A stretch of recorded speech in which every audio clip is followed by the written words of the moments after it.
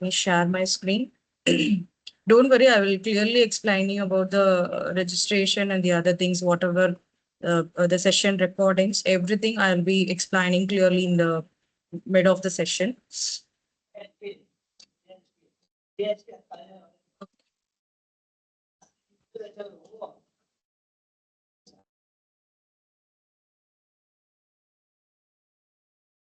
Okay, so our objective of this program is that is hands-on knowledge. Mainly, we are focusing on that. So whatever we do in the session, so that the faculty is also going to practice on your laptop or the desktop, and you'll have the capability to deliver the technical session and the workshops and mentoring and guidance and integrations of open source tools. So these are the tools and technologies we are going to learn in this particular program, that is Visual Studio Code and Node.js, MongoDB, React.js, GitHub, and Express.js. So registration requirements. So only registered faculty participants will be issued an e-certificate for the FTP. So this is a very important thing. So whoever is registered for the this FTP program through the link. Yes. I think you did not share the screen. Oh, I'm sorry. One second.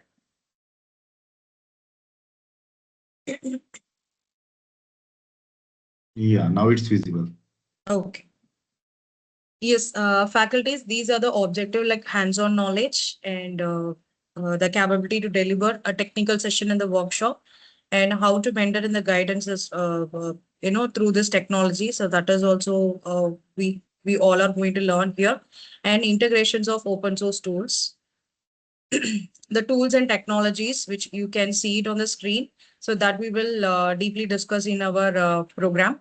So first is Visual Studio Code. So this tool particularly will use for a different platform, and we'll understand how to work with this, and Node.js, MongoDB, React.js, GitHub, and Express.js. And the registration requirement. So only again the registered faculty participants will be issued an e-certificate. So other won't be eligible. So please make sure that you are registering it by today. And these are the FTP criteria. So FTP criteria, first is the completion and the second one is the participation. Completion, if you see, the attendance is the first thing.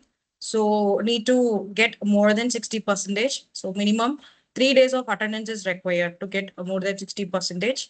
And the first assessment is baseline assessment. So this will be assigned today for everyone. So you can complete this baseline assessment. This is nothing but this is a survey kind of form. So you can fill this form. So in this form, you can get the question like, what is your knowledge in the technologies which I've shown before in the last, PPT. So that will be asked like how you're familiar and what you would rate like 1 to 5. So that will be the questions which is asked in this baseline assessment. So this is very mandatory. You should complete within 2 days. Let's say if I'm assigning today, so everyone has to complete it by tomorrow evening or Monday morning. Monday morning, sorry, that is Wednesday morning, 10 o'clock.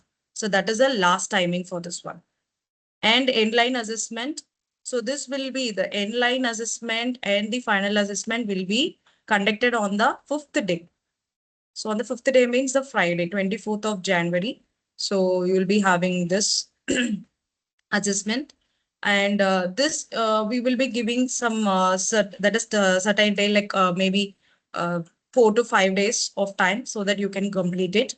So this is also again you should score more than 60%. That is again so this is also evaluated.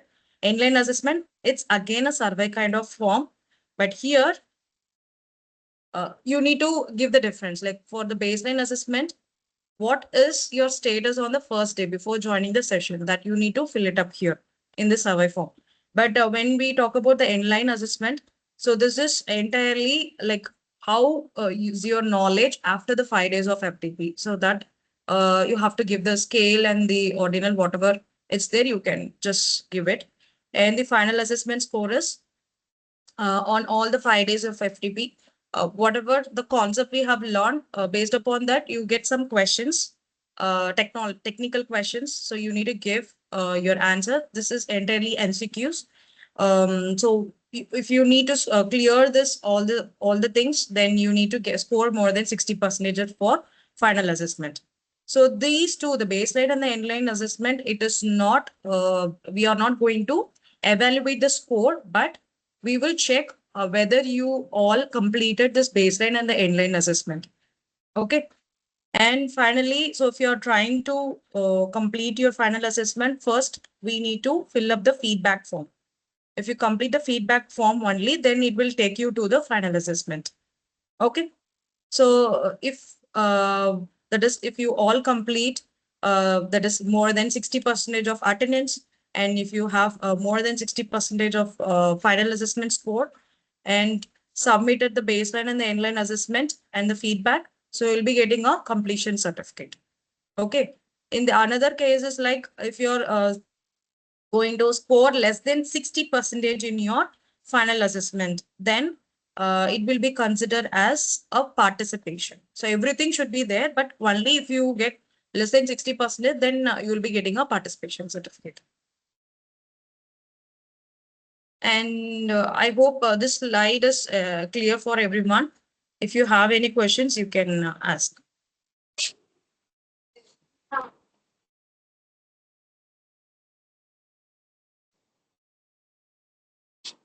Again, so for registration, I'm just coming. Okay, I'll clearly explain you how we can do it. So this is like day 1, day 2, day 3, day 4, and day 5. What is the plan is all about? First day we will cover the LMS and what is the assessment, different assessment we need to complete, and the technical session will be there. And again, the registration details and LMS demonstration will be also taken on the second day.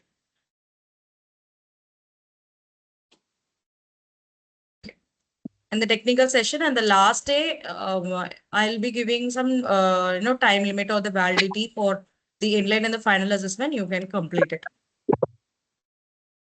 And now we can let's discuss about this registration process. 1 minute.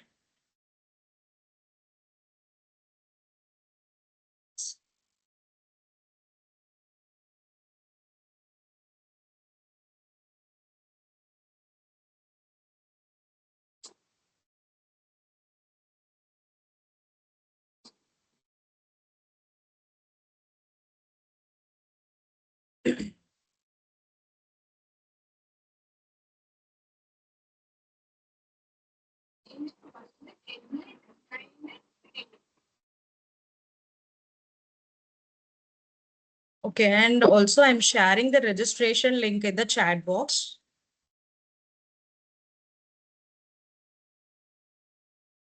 So before sending, I'll just explain you how it is.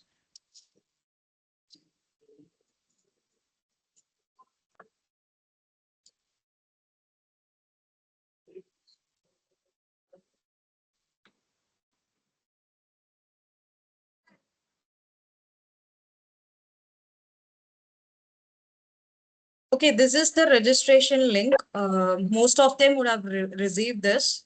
Okay, this is MSWD batch 5. Okay, so now I'll just scroll down. You can see the details, the basic details like enrollment date and unique ID proof, everything you have to fill it up. Okay, but some of them are asking some question like I already attended AI program or maybe the MERN program already, but so maybe because of some reason you are trying to attend it again. So I request everyone to use a different mail ID here and different phone number. Okay. So different mail ID means whatever the mail ID you have, the alternate mail address that you can provide it here. And the phone number, let's say you don't have any other phone number, then you can give some random numbers also you can provide here. Okay. Is it clear? Any questions regarding this? You can ask now. Uh, excuse me, ma'am.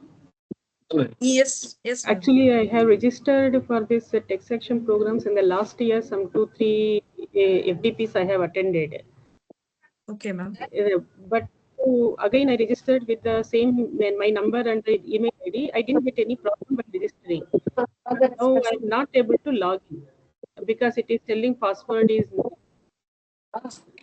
Okay, ma'am. But you're trying to log in again, or just to confirm, ma'am, when you have registered for 17th. On 17th, I registered 3 days back. 3 days back. Okay. Yeah, I got the mail. For through that mail, and one link was there, so I registered for the LMS Okay, okay, ma'am. with my Can you previous. share your mail ID in the chat box? Let me check. You can share your mail ID, ma'am. Let me check. Yes, yes, and Yes, Yobu sir, you can give some random phone numbers and change your mail ID as well. So you will be able to register. but Uma, have we created the batch for the this FTP? Yes, yes, Adarsh. Okay, okay.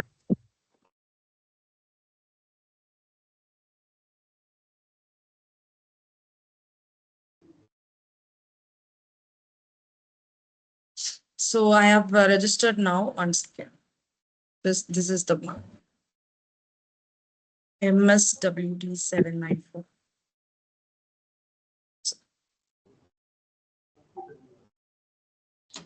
your screen is not visible. Hello, ma'am. Hello, ma'am. Yes, ma'am. Ma'am, I have also registered from my previous email ID, but now only I have registered from my another ID and another number. So please add this also. I have sent my email ID on in the chat box. That is alankrita.e14496@cmail.in. Okay, ma'am. Noted. Okay. 60% இருந்தாலும் certificate தருவாங்களா அப்படிலாம் சொல்றாங்க இல்லைன்னா participation தருவாங்க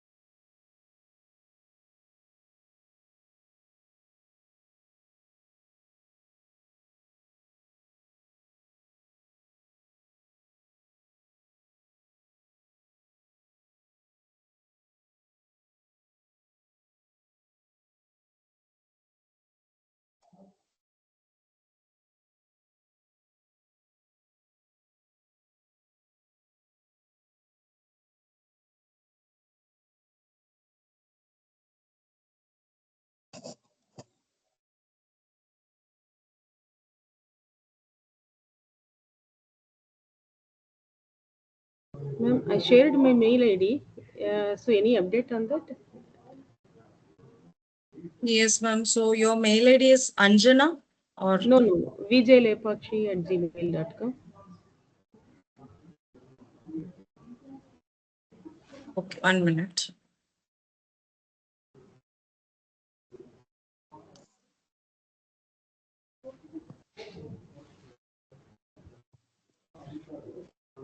You can check now.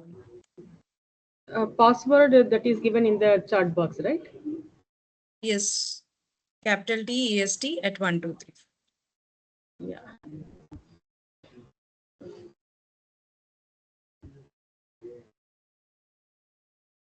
Madam. Hello, madam. Good morning, madam. Good morning, sir. Madam, just now I had shared my mail ID in chat box, madam. Okay. Okay, with that mail ID, I already registered in that LMS, madam. Okay, now? Okay. Okay, but I didn't get any confirmation message or login ID and password, madam. So what is the process? Actually, sir, as of now, just we all are need to wait for some time because I need to check the first day of attendance. Then only I can update those details in the registration, that is LMS registration. Okay. Okay, madam. Okay, madam. So as of now, please don't try to log in. We'll be sharing one attendance form in the morning and also in the afternoon session. So you can Okay, fill madam. that. Then we will add you all into the LMS portal. Okay. Okay, thank you, madam. Thank you. Okay, then no need to log in now, madam. Then As of now, we don't want to log in. Madam, okay, actually, then I will chat box stop trying that. Madam, actually, WhatsApp chat box, I had shared a screenshot. Okay, madam. Okay, sir. Okay, in the Let me chat box, I have shared a screenshot of that LMS, madam. Is that it? That means is that the thing we have to register now? LMS? I cannot see any screenshot. 1 second. Let me check. WhatsApp, madam. WhatsApp WhatsApp. group. Okay. WhatsApp group, madam. Okay, sir. 1 second. Yeah, 1 second, I will send again, madam.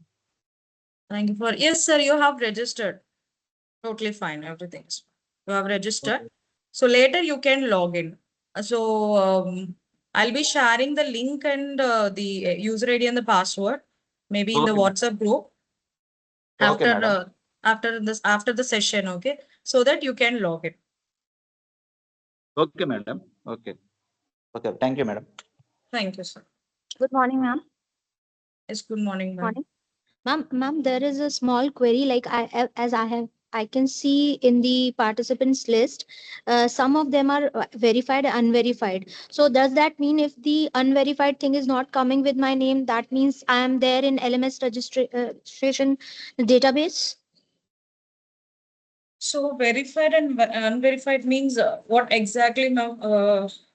Can you repeat again? Like, Ma'am, so there is okay. a list being shown in this meeting, no, with everybody's name. There are certain names where it is coming as Okay. unverified, and my name is not coming as unverified. My name is coming just like just my name.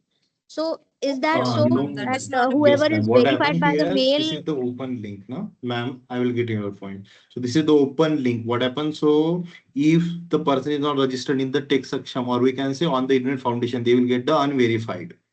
Are you getting my Okay, point? And so now, if I want to see the myself only, so I will get only my name, not the unverified, not the external, not a internal, not a presenter, any kind of the. We will not get any kind of the name.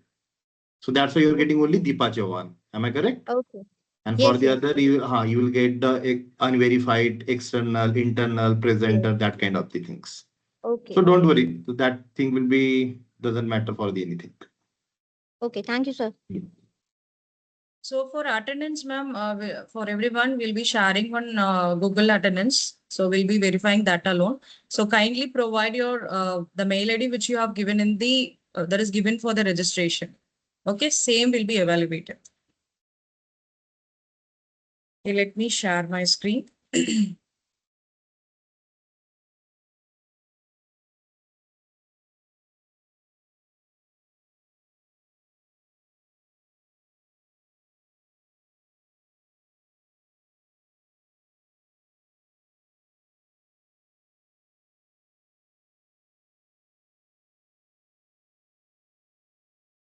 So this is our first chapter, getting familiar with a full stack web development. So what are the basic things that we need to know before getting into the deep understanding about all these technologies?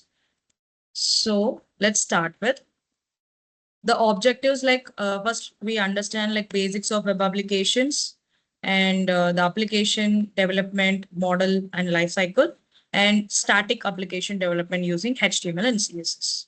So the first, why do we utilize a web application? So this question goes to you, like why do we utilize the web application? So what is web apps? So whatever the answer you have, just you can give it in the chat box or you can unmute and talk. So why do we utilize the web application? So in a real-time basis, you can think and you can give the answers. What is web apps? So anywhere access, good. Chandrakant sir, yes. So anywhere we can access, that is accessibility you're saying.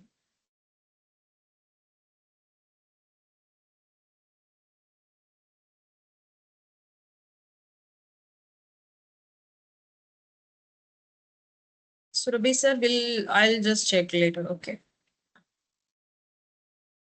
Okay, no issues.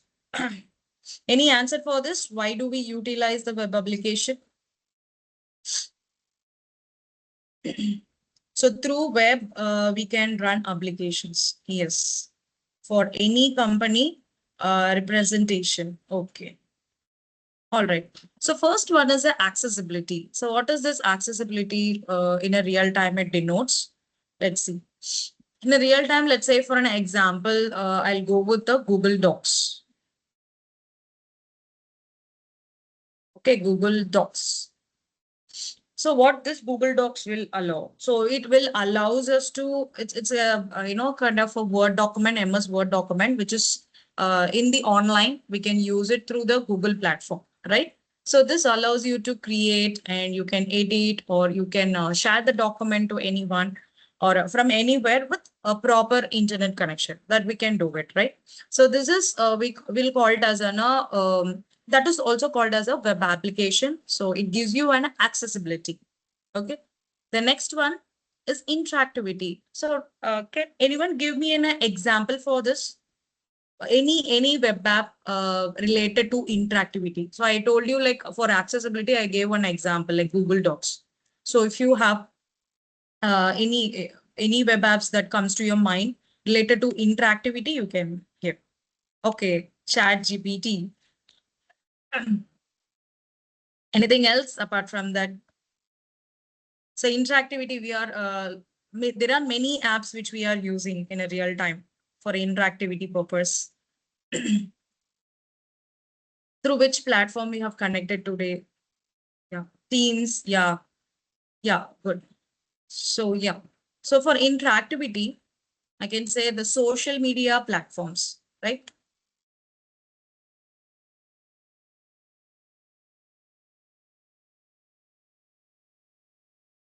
There are multiple social media platforms which is there like Instagram.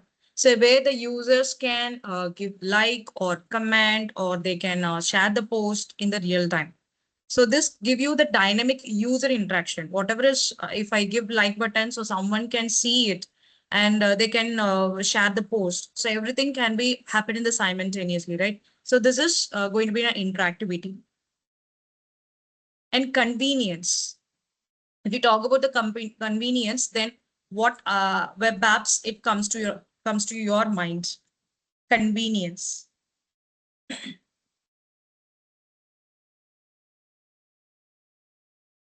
Any web apps that we use on a daily basis? Definitely, that is on a daily basis. Obviously, we'll use this convenience web apps.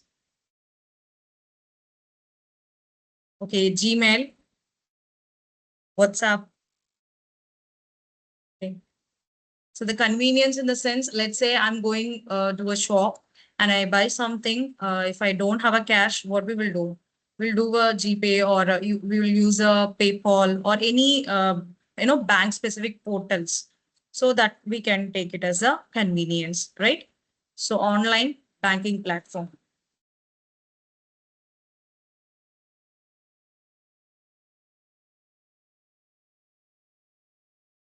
Okay. So these applications, offers a convenience by allowing the users to access the services without any, we don't want to visit any physical location and we don't want to do anything. If you're ordering something in the online also, you don't want to pay it as a cash, you can GPay or you can use a PayPal. That's it. Next is a cross-platform. Cross-platform.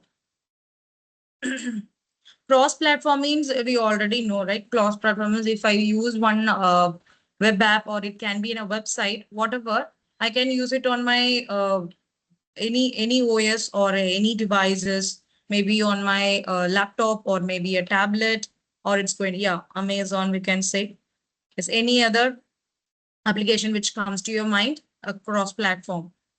So yes, based upon these, utilizations, that's why we are going for the web applications. So anything which comes to your mind?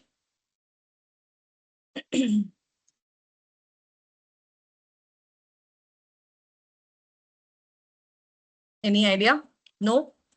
Okay, no worries. For the CRAS platform, I can say uh, we can take any kind of musical player application like Spotify.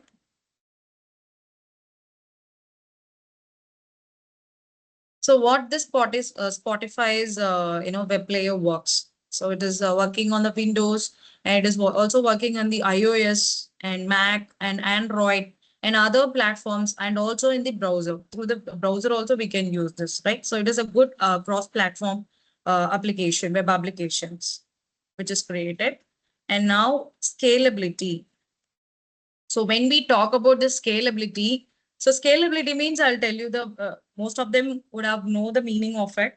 So let's say if something is less for some time, then that application should tolerate that. And if it is going to be more for any particular month, then it get increased, right? So that is a simple example I can say.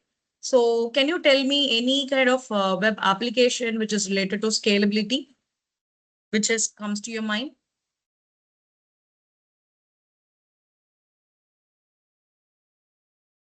IRCTC. IRCTC. Okay. Okay, Shanti ma'am. Yes. AWS. All right. So the very familiar example also I can tell you, the Amazon. So I think this month it is really a peak like New Year, and we had Pongal, Shakranti, like there are more festivals we had, right? So in this particular month. So more purchases will be happen in the Amazon website. So that scalability, which is handled very good in the Amazon, right? So that example we can take for the scalability. Okay, book my show, yes. Salesforce. I hope this you got some point. Why do we utilize this web application? And what are the some well-known example of web apps? So what web apps you know? So already we have discussed a lot of things. Apart from that, you can give some example. What are some well-known, mostly used web apps? Is Facebook, Twitter, okay, Google Collab, right? LinkedIn. Okay, thank you. Thank you so much for your answers. So let's see what are the different web apps is really used. Let's say for the Google workspace. In a Google workspace, there are a lot of collections we have. Like we have a document. Okay, we have a document, we have a sheet, and we have the notes, and we have keep and the sheets and the slides and the form and more we have, right? So these are the Google workspaces. That is also the well-known example for the web apps.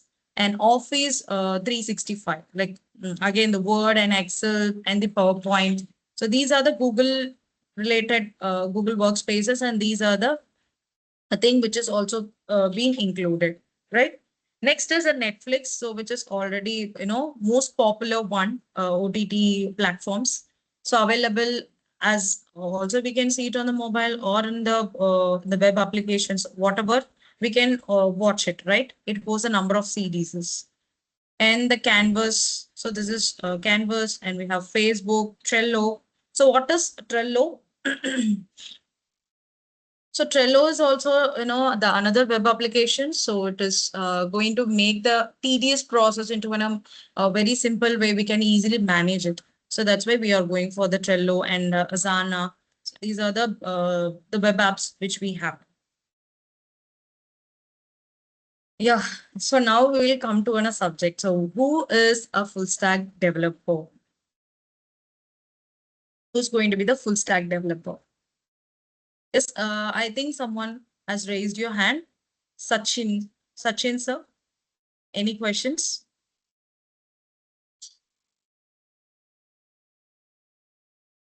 Okay, so who is a full stack developer? Can I get some answers from you all?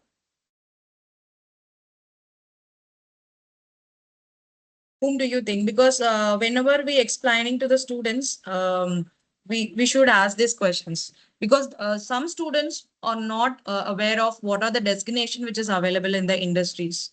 They have to know. Yes, who knows front end and the back end and the database, the complete web application developer. Yes, great. Those who are handling both the back end and the front end. Exactly.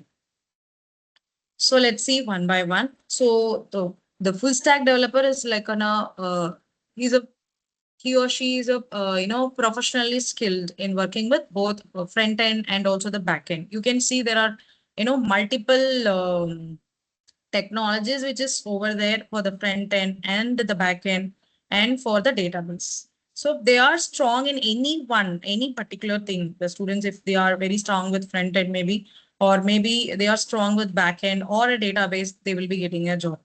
And altogether, if they are very good with all the technologies, then again, they will have a good opportunities. Okay. So now we'll see what is this full stack developer helps build and maintain. So now we can have some, sorry, yeah. So we can see what the full stack developer build and maintain both the front end and the back end of a website.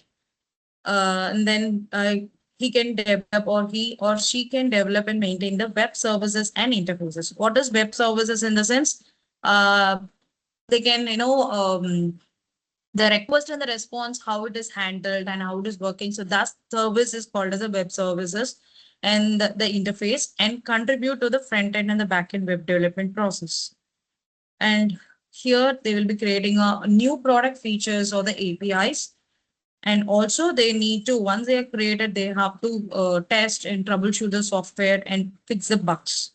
Finally, they will be collaborating with the other department or the projects and what is the deadline or the time they can connect and complete the project. So that will be discussed here. So this is the main, process they will be having. Okay, now we'll say what is the technologies we'll have it for front end and the back end. So we'll seeing in the upcoming slides. Okay, now from here itself, I can ask you. So you can see some, icons, right? So you can split it into three. Let's say like a front end and back end and then database. So you can give the answer for this. What is the front end technology and what is the back end? So from this, you can pick the name or or identify what technology it comes to a front end and the back end and database. You can give your answers. Client side technology.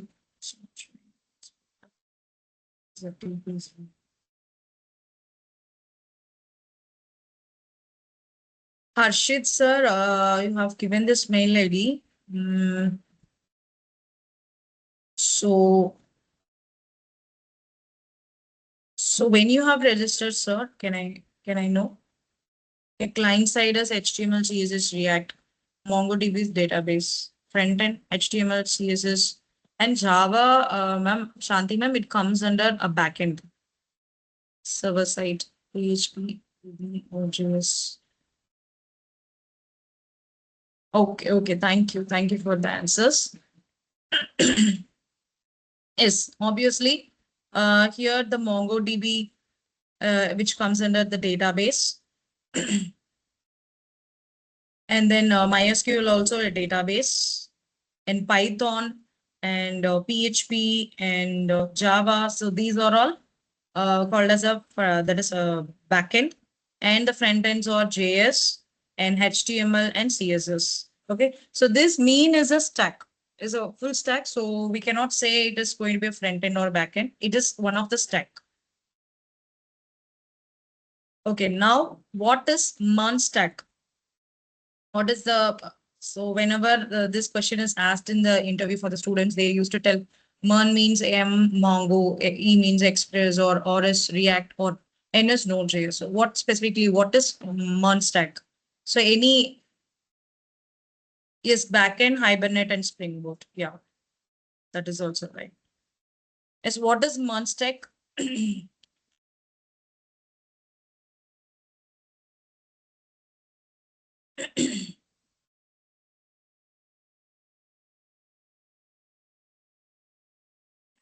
because this is entirely a theory part. So that's why we have to go in this way. It's okay. Let's see. No worries. So MERN stack is a set of a JavaScript based technologies. So why they are saying a JavaScript is, so for let's say if I talk about React.js, so this you need to have a base of understanding of a JavaScript concept, then only you can go with its React.js. And again, this is also based upon the Node.js they have created. And Express. Express is also Express.js. They will call it as a Express.js. So that's why they are saying it's a set of a Java-based technologies. If the students are very well versed in the basic and the advanced of JavaScript, so they are able to understand and they can easily work in this MERN stack. Okay. So it is a consists of four main components that you can see it on the screen. And these technologies enable the developer to create efficient, scalable, and modern web applications using a single programming language, that is a JavaScript. Okay. What are the well-known application built with MERN? In MERN we learned, okay. Yes, what are the some well-known application? Because this might be asked again in the interview, like what the applications in a real time, the MERN stack, which is created by a MERN stack. So whatever the answer you have, just you can put it in the chat box.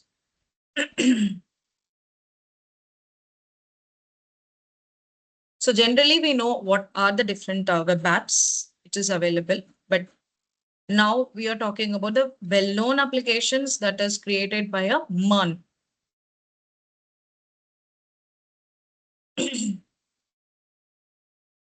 Okay, e-commerce and chatbots, Facebook. Okay, Facebook. What? And anything else? WhatsApp, Facebook. Okay. Okay, let's see.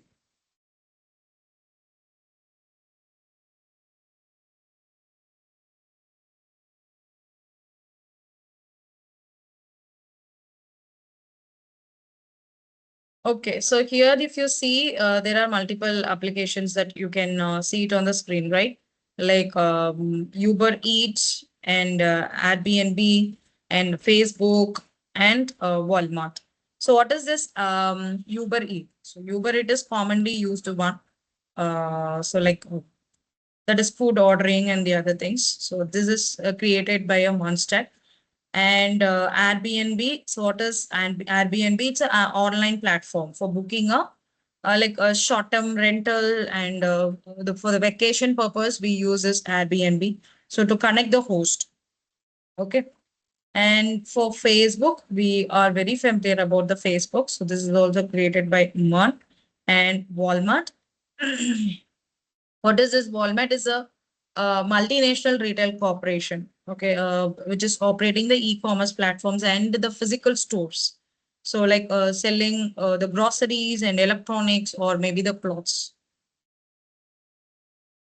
So now we will see the difference between what is mean and mon. So now again the question goes to you. What is mean and what is mon?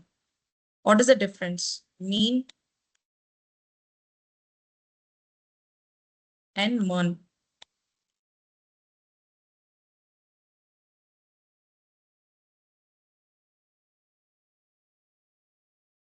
What is the difference? Can I get the answer? Mean means MongoDB, Express.js, Angular, Node. Marin means in the A plus state is R no. R means React. MongoDB, Express, React, Native, Node.js. Okay, okay, thank you, sir. Any other answers? 1 minute.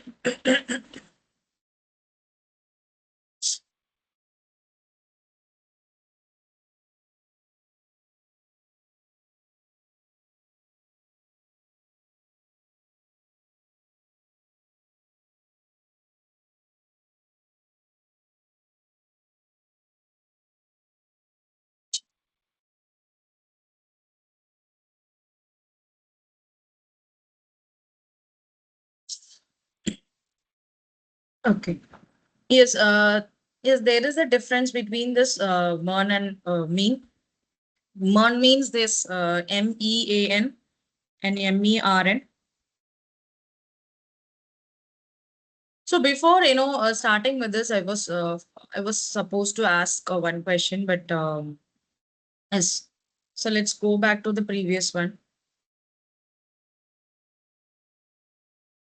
So do you know, like, let's take about this Airbnb. Okay.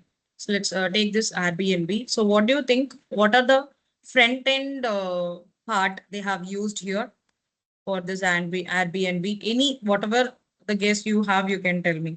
What will be the process and the back end? What is the process? And yeah. So, and what database they have used for this? So any guesses? So Airbnb is a web app, okay, which is created by the MERN. So now can anyone tell me what is the front end and the back end and the database, which is used here? Okay, MongoDB. Okay, great. So here they are using a MongoDB to store the. So why they are using mainly that we can discuss in this particular database for the Airbnb. We are using database to store the user profiles and booking histories and the host details. Who's the host? So the details will be stored and the reviews also get stored in the database. So these are the four things will get stored in the database part. And what about the backend? What is the use of this backend? And what technology they are using here? Any guesses? Because so while we are explaining to the students also, we can have these kind of practice so that they can also explain or while attending the interview, it will be easy for them. Is what are the technology they will be using for this backend part?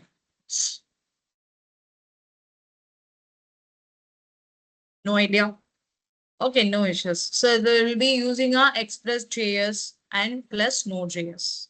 So this is the backend. So Sanchana ma'am, actually MongoDB is for database. We can take it for the entirely for database to store the user profile and the history, booking history, and everything will be get stored in the database. So here, user profile and some history. Okay, this part will get stored here in this database. So here they are using a MongoDB. MongoDB is a database.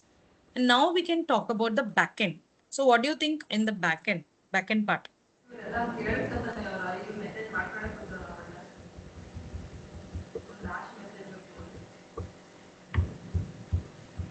Yes. So Pallavi ma'am, do you have any questions or can I put you on mute if you don't have? So I get background noise. Okay. All right. For backend, let me tell you. So backend, they have used Express.js and Node.js. Okay. So Express.js and Node.js. So here what mainly why they are using this backend is they are creating an API development. What is API? Application Programming Interfaces. So this is going to handle the user authentication. User authentication is whether if let's say I'm the user, I have logged in or signed into the particular website. So whether I'm a correct user, whether I have a correct user authentication or not, maybe in the as a user or as a admin. So that will be evaluated for the backend process and proper listing will be there and booking request, everything will be noted in the backend. And scalable request also. Suppose the million of the user are accessing and booking properties the simultaneously, then what happened? The scalable request will be handled by this backend part. And when we talk about the front end, so front end is very easy, right? So what do you think? What technology they will use for front end? Because we are talking about MERN stack. This is a MERN stack app. What is the front end part which we use here?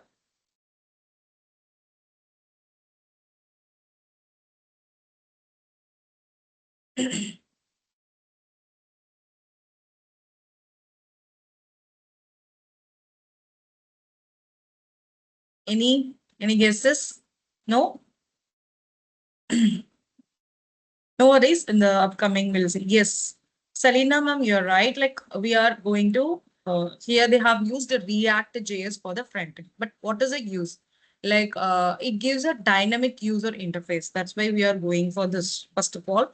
And it has some real-time things like we can filter for the prices and according to the locations or maybe the people see about the amenities, right? So according to that they will be choosing, so the filter options we can give it through the front end part, and also we can have some interactive search, because obviously we if suppose we are in a different places, you're trying to go to the beautiful location and you don't know where you exactly to go, so you will be using an interactive search maps on the online for the same web apps, that is for the Airbnb. So that was the thing they have created. Okay. I hope now it is clear like how we can segregate and what are the works they will be doing here. So let me erase all this. Let's go back to the what is mean and month. So mean mean means sorry, that is month stack. So here the month stack which gives you the clear idea where exactly we can use this. Let's say in a month you can see the difference, like here we will be using a React JS. So here we are using a React JS and here we are using an Angular JS. So now the question goes to you. Okay, let me ask you this poll question. So you will not able to give the answer in the poll question. You can put whether it's option A or option B.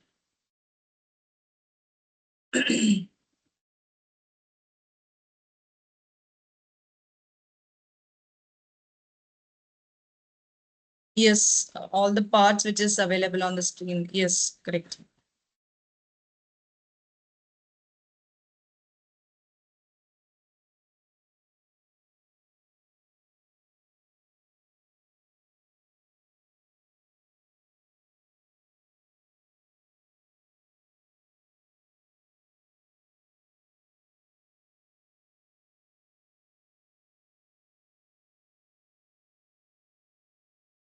It's loading. It's a very simple question, but definitely we need to think about this one.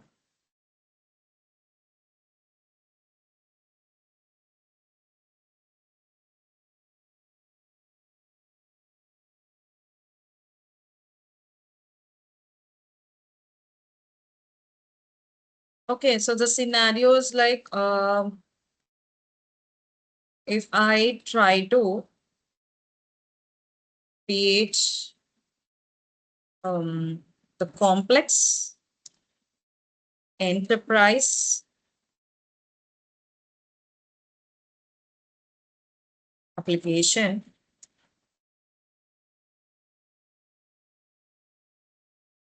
enterprise or product based application,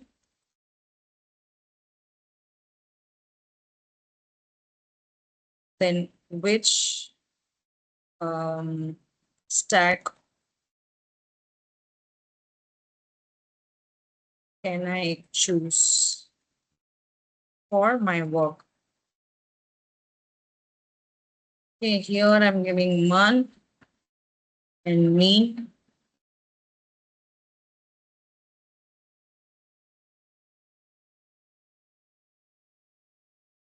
Okay, so you can choose one from this. You can give it like whether option A or B, or you can go with a straight with an answer. But most of them are not able to give the poll, but you can give the answers alone in the chat box.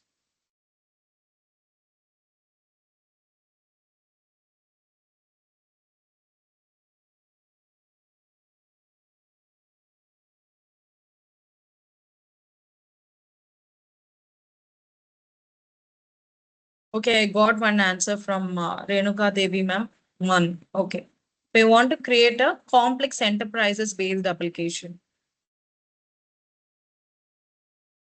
Okay. I got a lot of answers like MERN.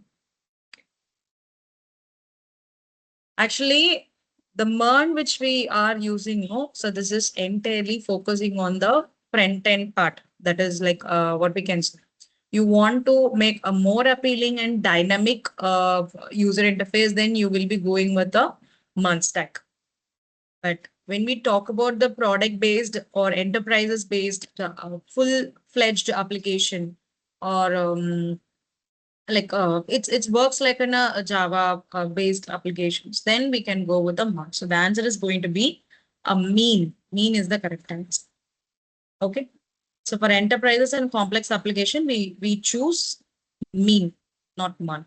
So that's what I'm trying to say. In the PPT, you can see this might be the question for the students, like why we need to choose mon, and when we need to choose mon, and when we need to choose mean stack. So mainly it's purely based upon the client idea. So how they are expecting. Let's say sometimes they will be getting social media and platforms kind of projects, and sometimes they will be getting a product based kind of application they need to create. Then they will be choosing mean. If it is a social media or any kind of the dynamic user interfaces, then they will be going with the one stack. Okay. Yeah. What is the market trends in the Monstack? Why we need to learn this Monstack especially? So we have a lot of different technologies we have nowadays, but why we need to choose this? Let's see. Demands for the professional in the skilled in the Monstack. So you can see it on the screen like there are multiple job roles which is available for the students like Monstack, full stack, front end developer. Let's say Mon means we know the definition like Mongo, Express, React, and Node.js. But if they are very familiar with the Monstack, then they can apply for this Monstack developer. And full stack is also the same job role. But here, what is the difference is they might be working with the other technologies also because it's a full stack. Full stack in the sense they can get an opportunity, the slight difference, like they may also can work with a mean or maybe the Java with React JS. That is also possible. So if the students are very familiar with the React, then they get a job responsibility only to work with the front end part and back end. Node.js and Express.js. They are familiar with Node.js and Express.js. They can work as a backend developer. And Munstack architect who is having a good experience, like 5 years or maybe more than 10 years. So he'll be considered as an architect. So what architect will do? So he will be giving a design factory or the platform patterns to the colleagues who's working under him or her. So they can use that designs, then they can work on it. So that is a role of this Munstack architect. And there are the other roles is also there, technical lead, DevOps, product engineer, and technical consultant. So now this you can show to the students like why they need to choose this, especially this React JS. Let's say Node.js,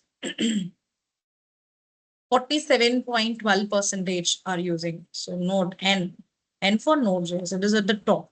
Next, React.js, you can see 42.62 percentage. R means React.js. And you can see E means Express.js, which comes under here. 22.99 percentage was people are using this. And we have also the MongoDB. I think it is not listed here. Okay. So MongoDB is also the one of the database which is familiarly used. It has a lot of advantages. Maybe on our day, fourth day or fifth day of FTP, we'll be seeing it.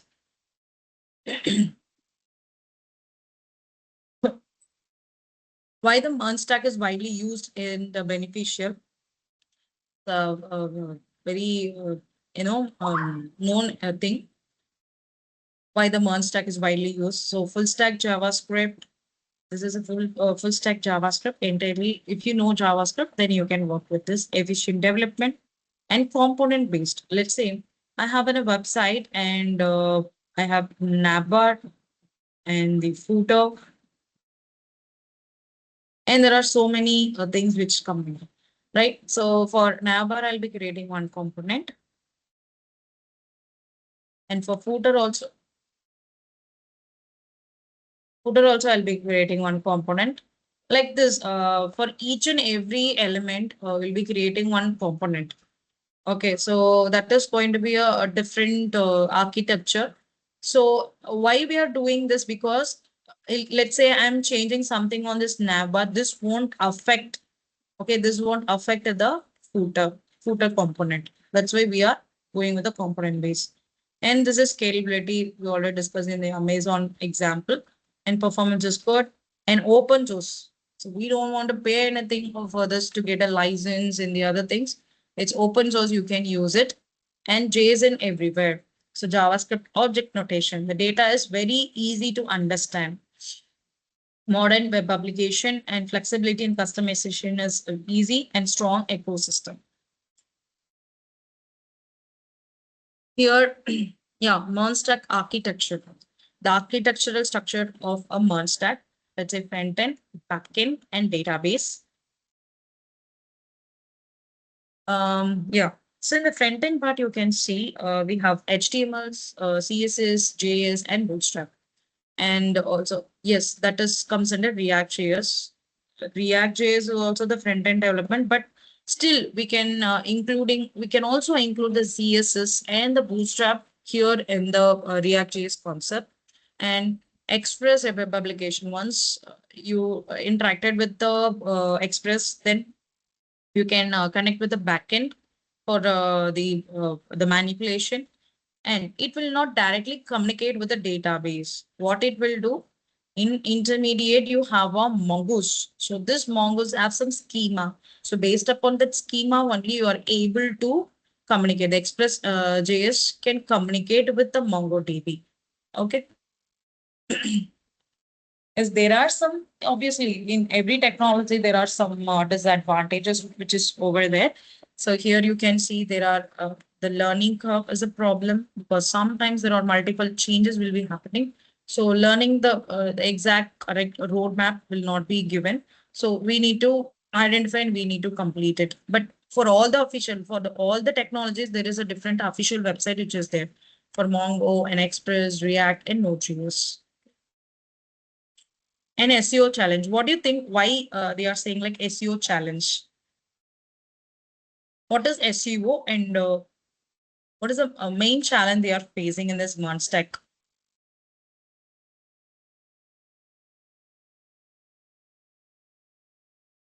Is can I? What is the SEO challenge they are facing? Profile has been being updated. It will show previous dashboard registered.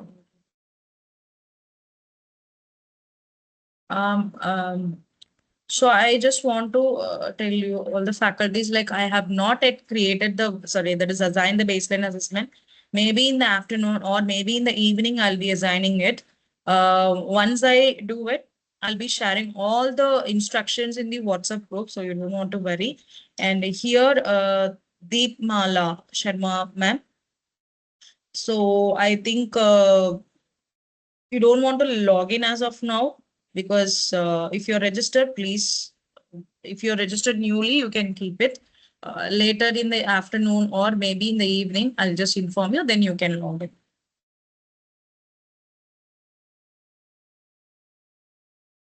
Okay, algorithm updates, search engine optimization. Okay.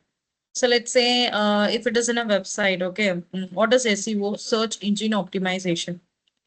This search engine optimization in the means, uh, let's say I'm having my own website. I want my website to be in the top rank.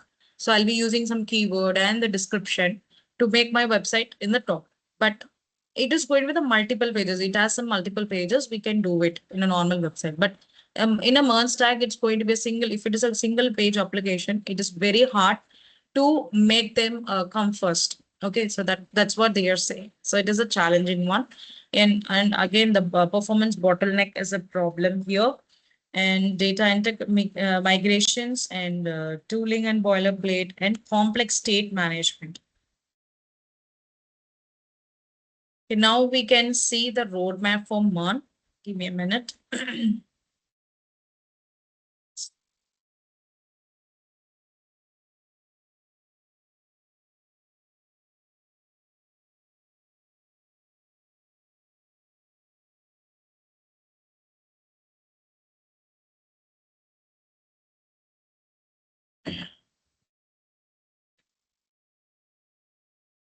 Is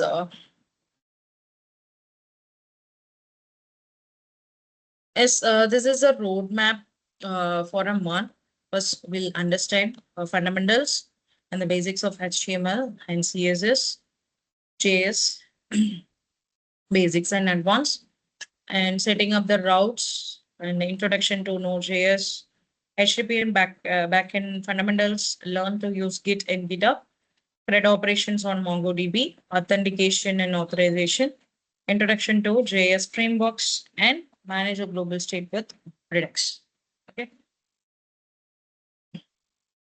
So this we already discussed. So let's see the definition part. Web apps is a software program that runs on the web server. Okay, it is accessed through the web browser. This is the main definition of this web apps. So unlike the traditional desktop application, the web apps do not require the installation in the user device. We don't want to install and we can use it in the online also. They can be accessed from anywhere within a internet connection. Web application architecture.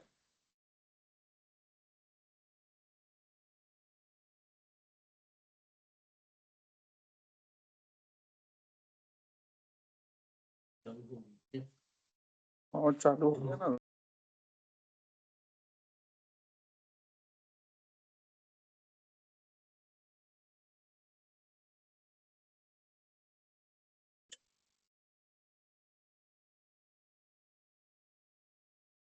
Okay, sir. Harshit, sir.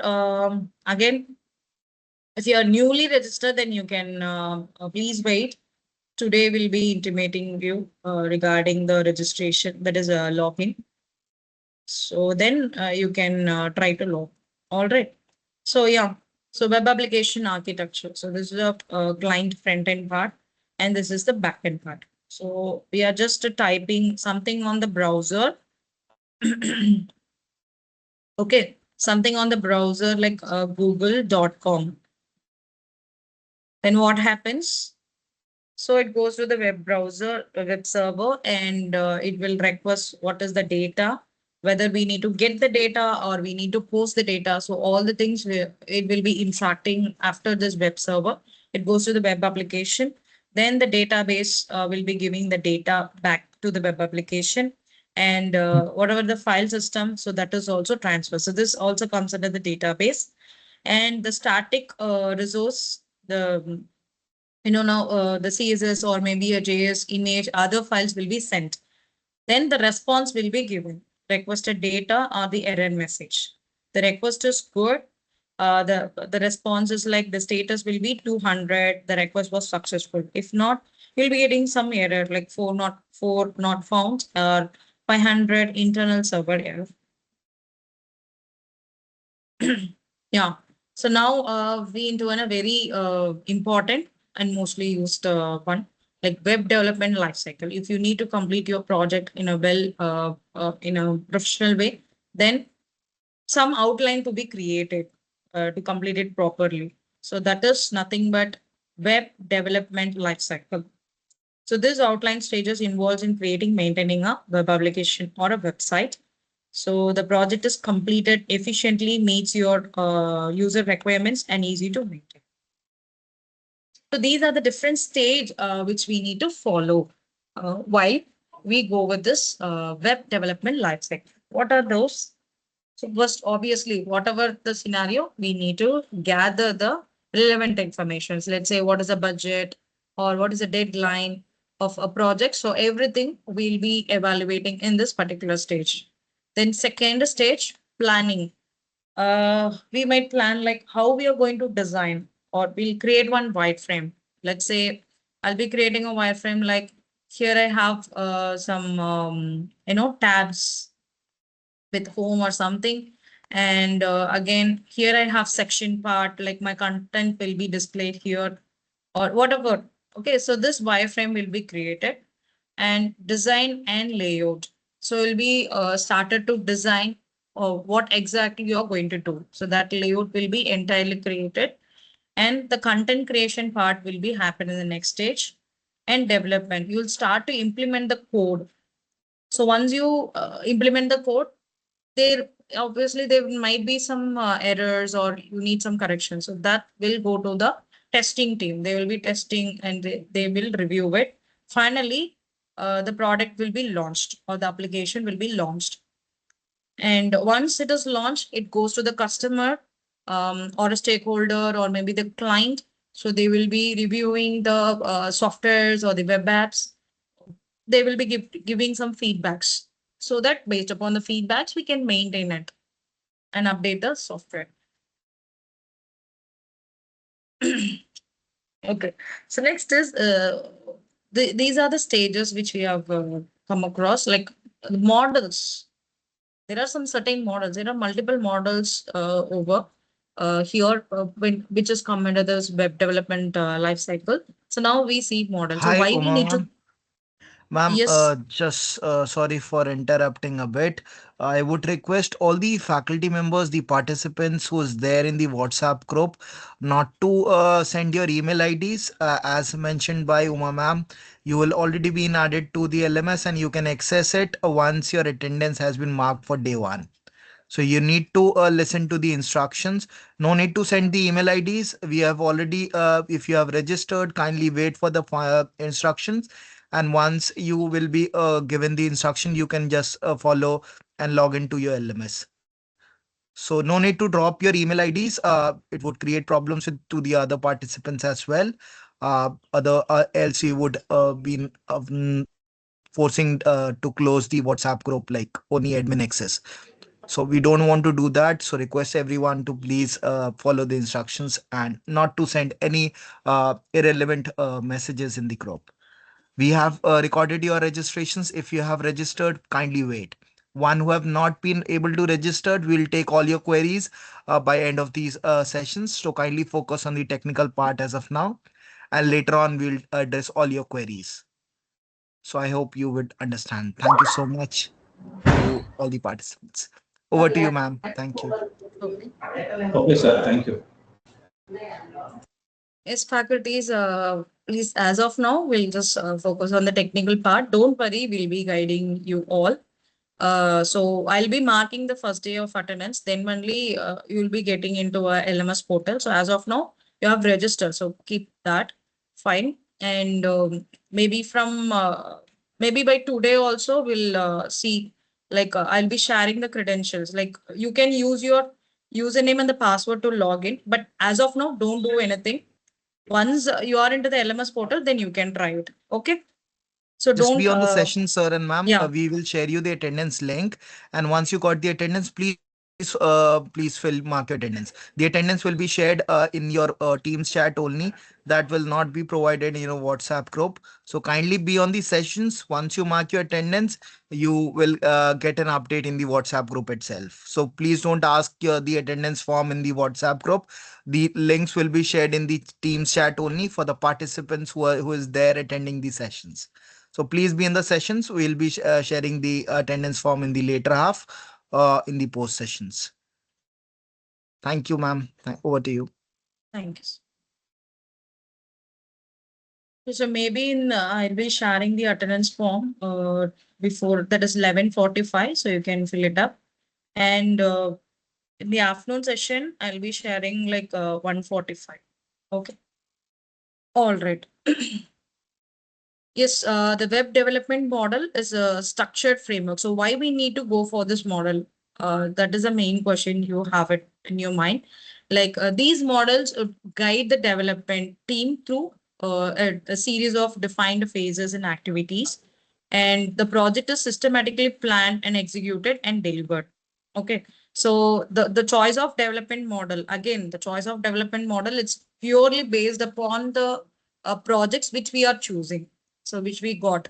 Let's say it's going to be a just a retail kind of a project, then we can go with the waterfall model or some iterative model. So let's see how we can pick the models based upon our project. Okay. So these are the common web development models like waterfall and iterative and prototype and spiral and agile model. Okay, what is waterfall model? So anyone knows what is waterfall model?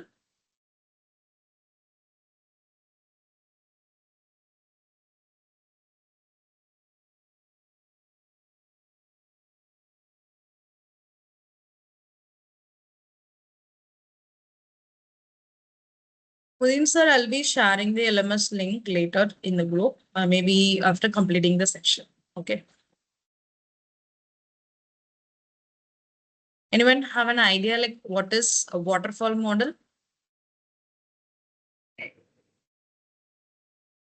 Okay.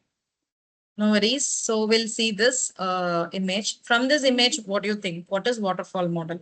It is used for small projects and where the frequent changes are not required. Yes, exactly, Deepak sir. You're right. Yes. So if there is no frequent changes required, then we can go with this, waterfall model. And you can see it is going in a downward movement. So let's say for each and every particular phases, so these we'll call it as a phases. Okay, these we'll call it as a phases. For each phases, there will be a certification will be generated. So certification will be generated for. Is any questions, anyone? I get some background noise. Linear sequential flow. Okay. Software development, small project, traditional model. Okay, great.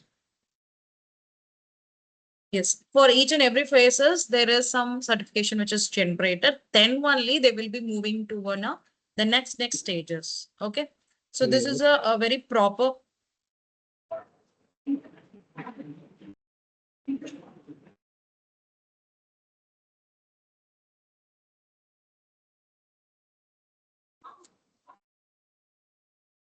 Okay.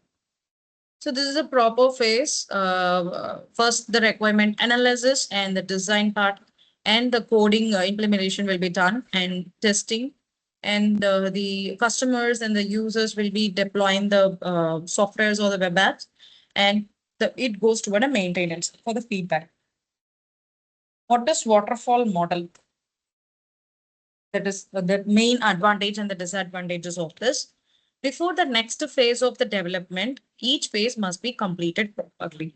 So it is going to be suited for the small project and where the requirements are well defined. So disadvantages, if you see an error can be fixed only during that phase. So let's say if there is an error in the maybe in a let's say requirement analysis. So not sure about what is the budget and the deadline or something you want to change, you cannot change it after. Okay. So that will be the problem here. And the testing period comes quite later in the development process. It is in the last of the stage. So let's say the budget is less or the deadline is very less, then you cannot change anything. So you have to go with the flow. So what do you think? What applications we can suggest for this waterfall model in a real-time basis?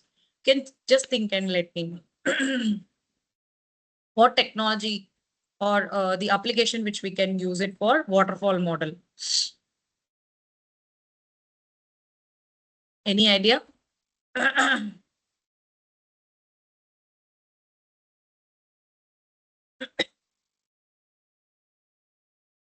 Which comes to your mind? Let's say so from the advantage and the disadvantage, you can think and give me the answer. It used for the small project and also for embedded system. Okay. Yes, it is not actually this one we are fully focusing on the web development. Okay. So we can also think about this, but this is a web development life. Anything else? Yeah. Government project.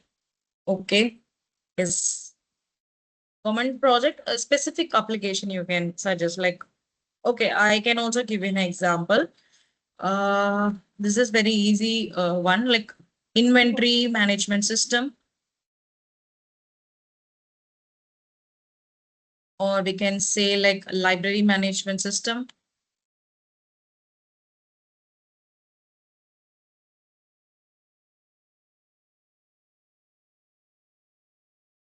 Okay, so this is how I can tell you like that is going to be a one example.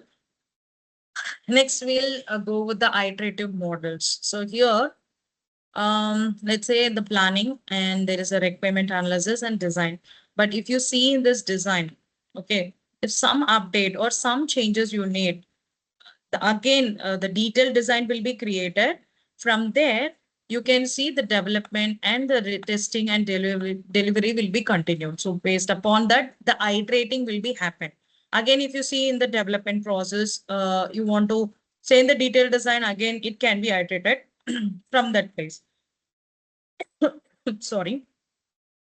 So this is how the process is continued and in the iterative model. Here, what is the advantage and the disadvantage? So some working functionality can be developed and yearly in a SDLC.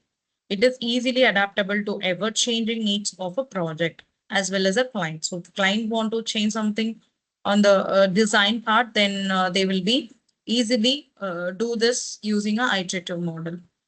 But disadvantage of more resource may be required, yes, because it is keep on iterating the same thing, which is let's say it is design, the development and the implementation. Again, I need to do it, so it is going to be utilizing a more resource.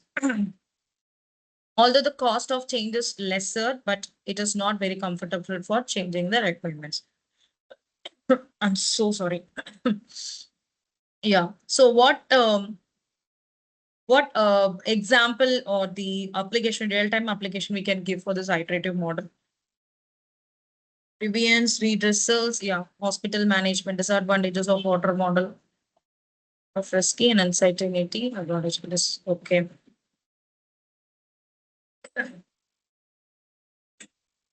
So we have a different, that is a spiral model. We have that is different. So yeah, there are some slight difference because it is we can also say, but compulsory in a spiral model, we are starting from the same point, from the starting to the ending. But here we need to wherever we need, we can just stop and we can continue. UI development. Yeah, UI development.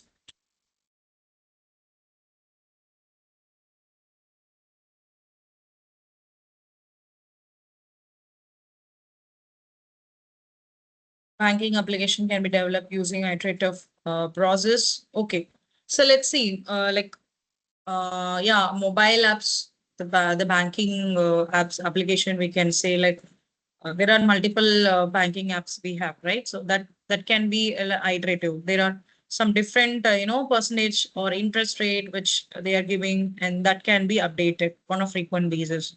Like it may be a loan or mutual funds, whatever, it will be get updated. And we can also say the e-commerce websites with a continuous improvement. Whatever the e-commerce website which you have, if there is some continuous improvement we need, then we can go with the iterative model.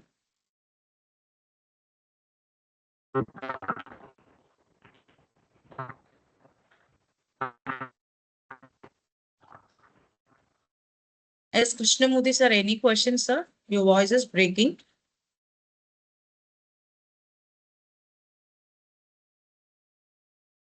If you have any questions, you can also put it in the chat box because the voice is little distorting.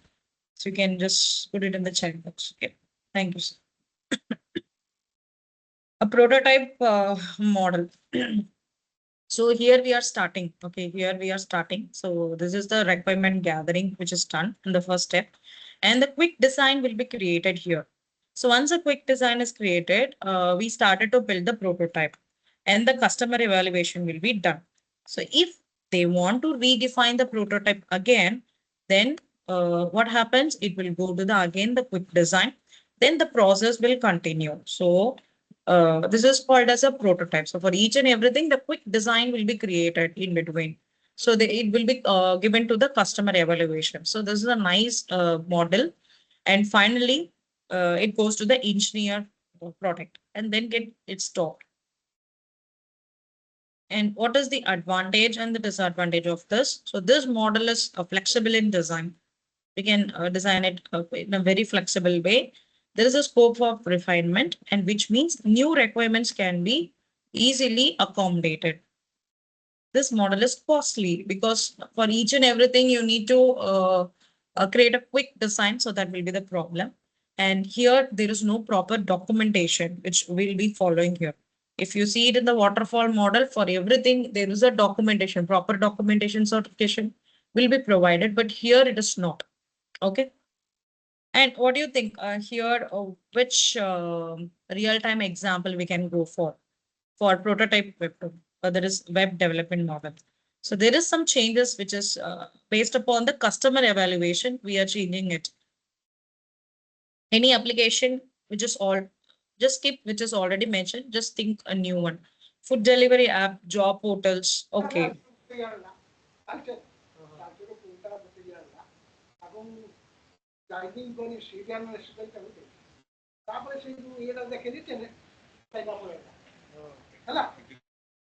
Sorry, sir. I think background noise is coming. Maybe. Okay. Ticket booking system and food delivery app and job portal. All right. So I can also tell you two more examples like mobile game development, because it goes to the customer or the customer evaluation. So whether the game is good. Actually, one of my friend also, he is creating a web application that is a game application. So what he will do is he will share it in the WhatsApp and the link, and he will explain what is this one the about the web that is mobile game development, and also he share with the specific person and give the user ID and password and how it is working. So everything will be done, then only he can go and give it to the customer, and that is not a customer, and he can deliver the product, right? So that will be the one part. And web based customer relationship management, CRM system is very important. So that is also one of the example. Okay, what is a spiral model? Okay, so here you can see, so better, I can show you one more image. Yeah.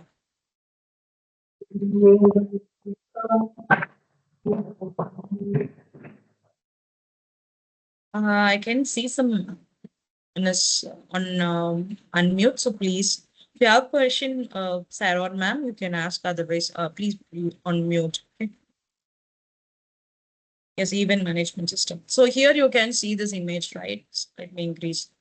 This is how the process will be like system maintenance. Let's say, let's take this dark color. This is a concept development. So here we are creating a concept development from this planning, and there is a risk analysis and engineering, constructions and release and system evaluation will be done.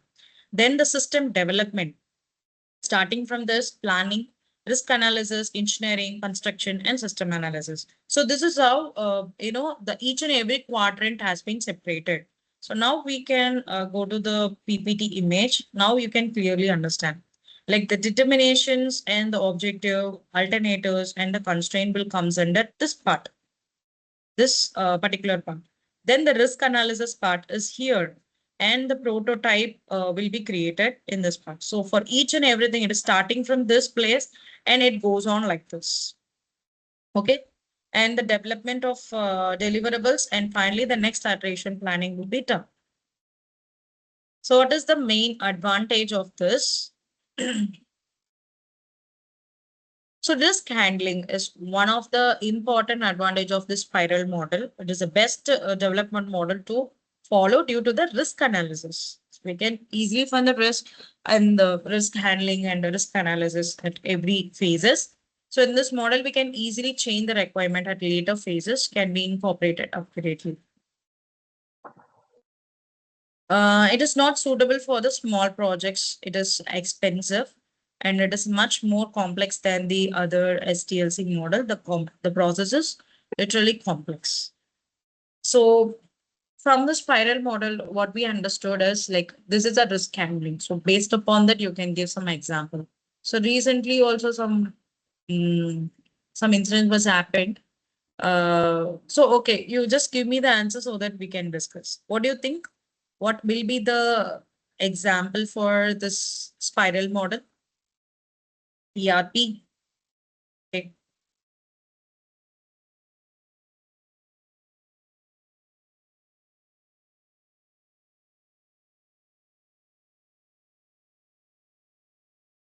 Anything else?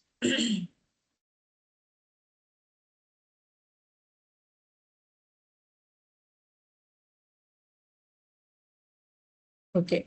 So there is one, crash was happened, like flight crash. So like we are not very familiar about this air traffic control system. So that is, sorry, this, the air traffic control system. So that would be the best example for this spiral model. So now we are going to know about a very important model, which is really used mostly in the industry. So, many of them, maybe your friend or maybe your colleague would have, working in the IT industry, you can ask them like they will be keep on getting a client calls like anything. So maybe on a weekly basis or maybe on the daily basis. So this is that model, like agile model. So agile model, if you see, there are multiple new terms which is given here. What is the Scrum and Sprint? So can anyone knows what is Scrum and Sprint? What is Scrum and Sprint? A defense system. Yeah. Scrum and Sprint.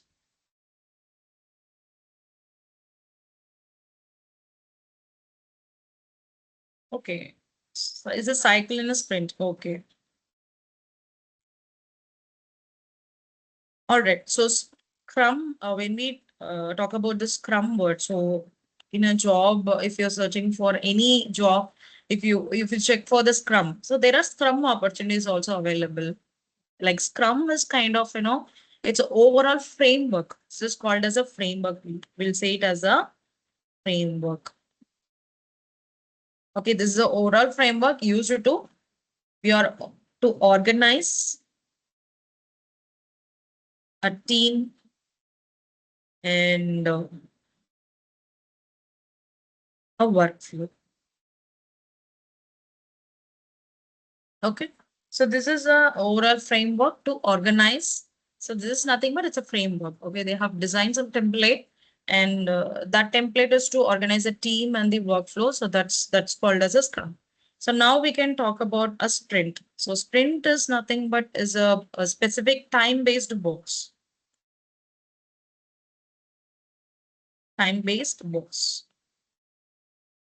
So what this time-based box period means, during the team, they will be completing some process in the Scrum. So that time of period, so what is the deadline or what is the process which is going on? So that is called as a time box. For it will be reviewed like 2 to 4 weeks for each and every team.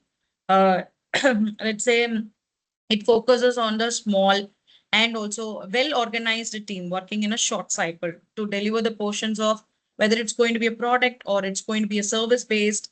So, or to receive the feedbacks about what they have done. So, all the teams are working together. You can see the testing team and deployment team, develop team and design team.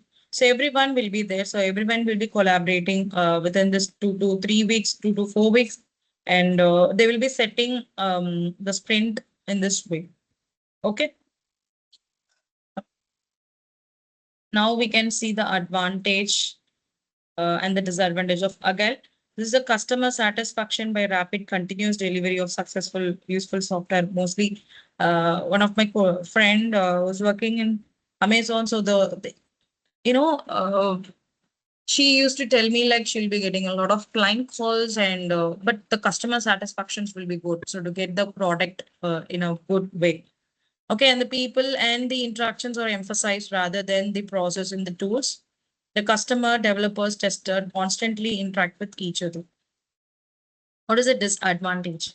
There's a lack of emphasis on necessary designing and documentation. Okay, there is no proper documentation will be followed. So it is full of discussion, the client calls will be there. And yeah, project can be easily get taken off track if the customer representative is unclear about the final outcome. So the representative is not clear what is going to be the final output, definitely everything will be collapsed. Now, yeah, we can see how to prepare. Wait a minute.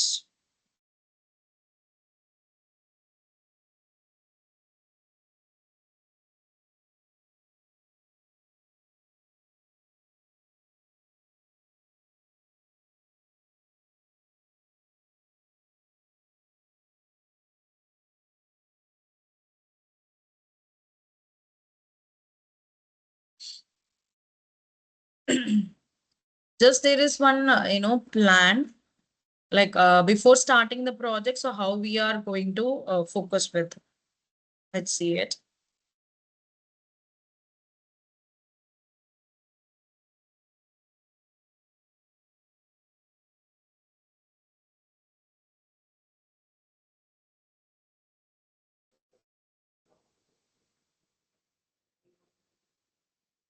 Okay. So prepare an application development plan. Okay. So here we have given one activity like portfolio website. This is the classroom activity which we will do in today's session. So here, before preparing or creating a portfolio website. So, I think someone is on unmute. Sure. Manoj sir, you don't want to worry. You can see all the files on your LMS itself. Okay. Once I give the first day of attendance, you can see everything on your dashboard. So all the recordings and the PPTs and the codings, everything you can see it on your LMS. So we'll be explaining detail. Okay. So yeah, the application development plan. So how we are planning. So what model we are going to choose for this project? This is a portfolio website. So I'm just choosing a waterfall, the very basic model. And we should very clear about the requirement. What is the requirement and the sequential approach which we are following. So that will be given here. Okay. And what are the models and tools and the technologies? Here you can see the model is waterfall model. And tools I'm going to choose is so just a friend portfolio project. It's not going to be interactive, but a static website which we create using a GitHub, Visual Studio Code, HTML and CSS. And then a timeline check. This is again crucial because we need to know how we are planning.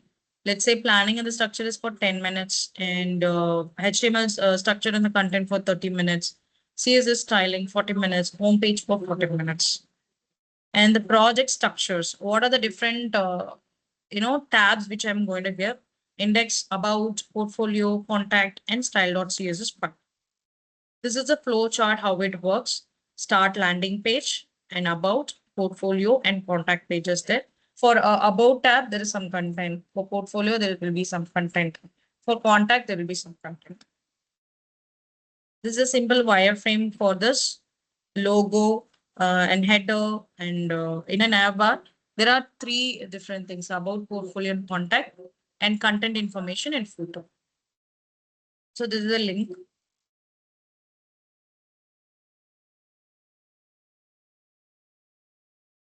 Okay, so now again, I can go the PPT.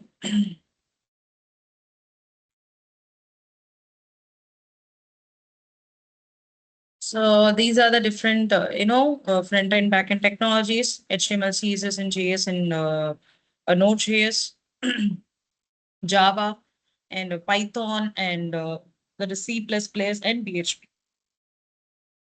for back end part. So these are some front end and back end languages which we have. Um, React. So from this is going to be the foundation part. Based upon this foundation, so you're going to get some frameworks. So React.js, Angular, Bootstrap, and Vue.3. And here you see Node.js, Django, and we have the others, Spring Boot.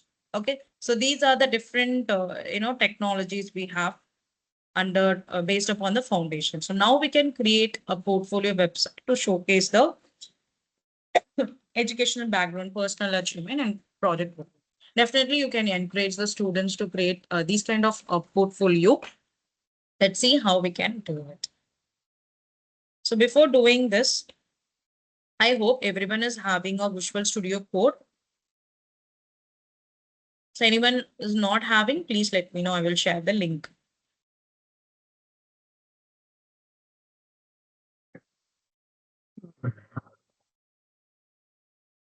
Okay. So don't have. Okay, 1 minute. Let me getting the link.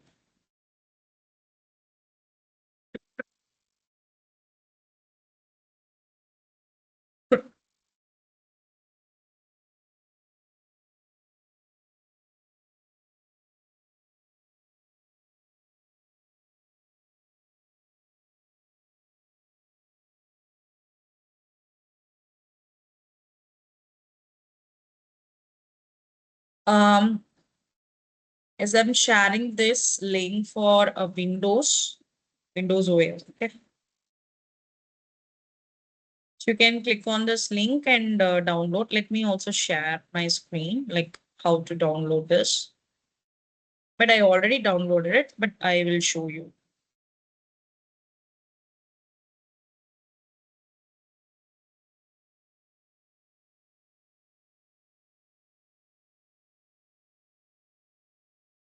I hope my screen is visible to you all.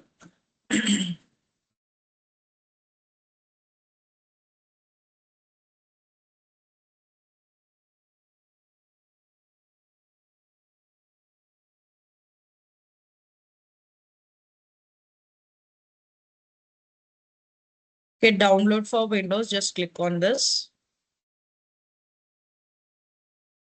Okay, thanks for downloading VS. So it automatically will get downloaded here. So once it is done, you can double click on it. Then it will open some wizard. Okay, you can fill up, that is, you can give next, next, next. Then it will get installed. And finally, it will ask whether you need a shortcut or not. If you don't want the shortcut, you can uncheck it. Let me show you that.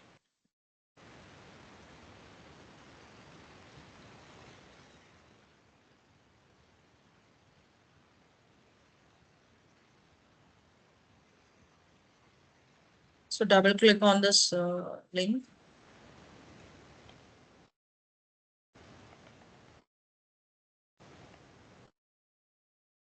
So I've already installed, so that's why it is showing. So let me close this.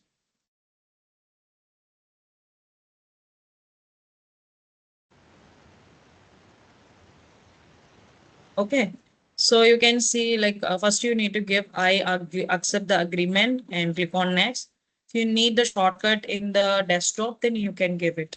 Okay, it will show it in the desktop. So otherwise you can skip that option and click on next. And if you give install, it will start to install on your PC. Okay. So I'm just closing this.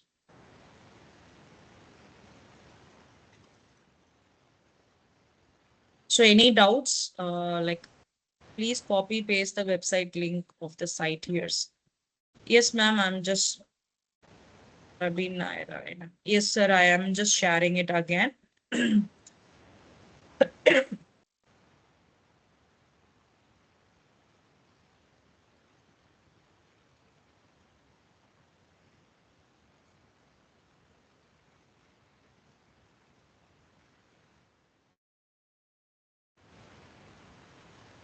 I hope everyone is okay, right?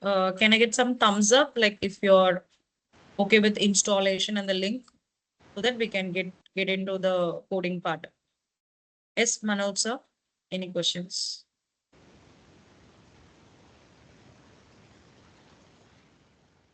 No, to say something, but I think you are on mute or maybe, but your voice is not audible. Okay, Orishwan and Seema installed. Better you can put it in the chat box, sir, if you have any questions, because your voice is not audible. Okay, Seema. All right. Yes. The others, can I get some response? Can you show thumbs up or say something so that we can move on to the coding part? If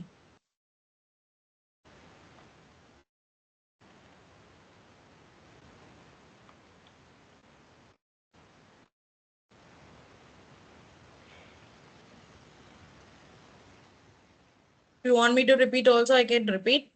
But whatever, you can just tell me so that we can proceed. Because this is a very basic step so that we'll be working with the Node.js and the Express.js. This is the only platform we are going to work with. Okay, that's what I'm asking. I'll be resharing the link again. Please install it on your laptop.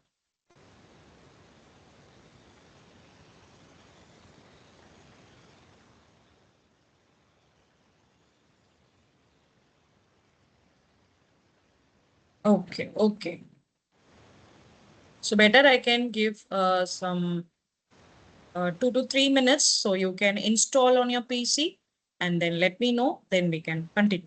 Okay, we'll take 3 minutes of time. So as of now, the time is 11:28, right? I can give you 3 minutes. We can start again like at 11:31. So please be in the session.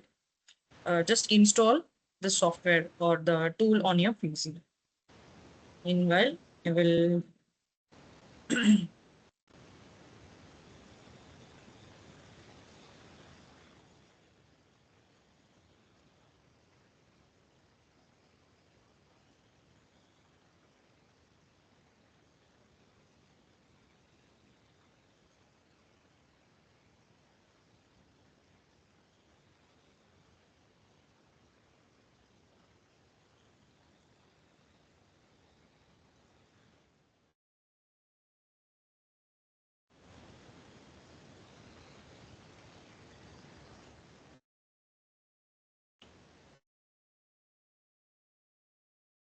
I have shared the link again. Suvarna, ma'am, please check. So we'll take other 3 minutes. Please install. Okay, great.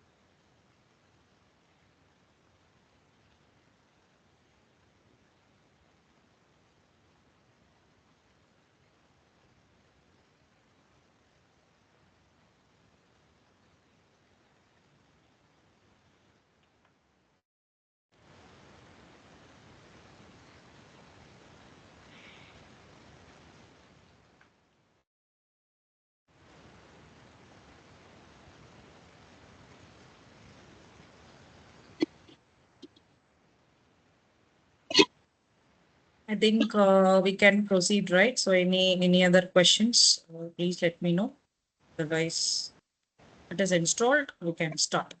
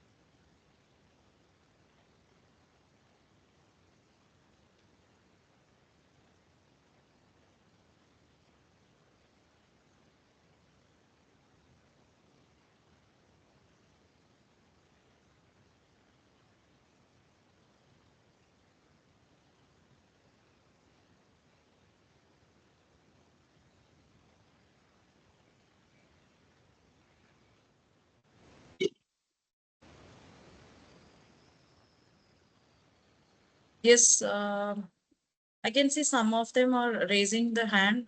May I know what is the query?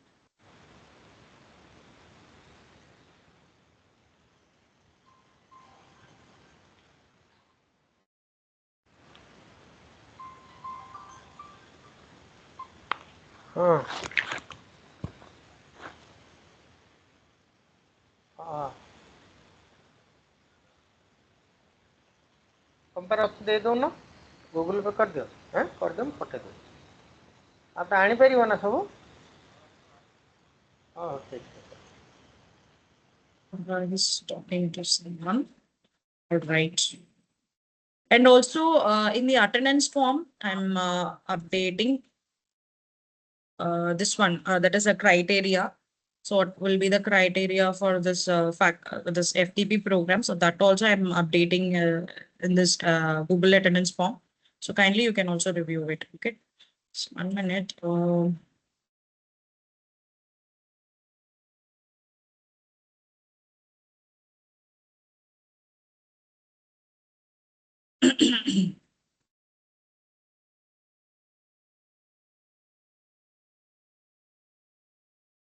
So from 12 to 12:45, we have a lunch break, and then we can join. Well, 12 only we have a lunch break. Okay. So 1 minute.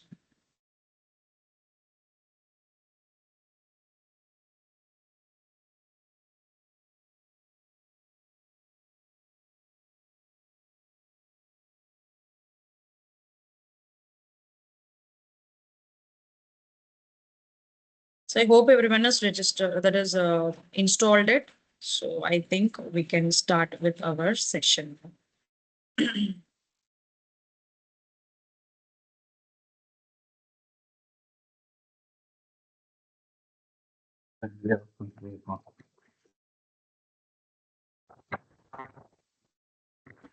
Have you already shared the attendance form? No, ma'am, I have not shared it. I'll be sharing at 11:45 exactly. Okay, okay. Thank you.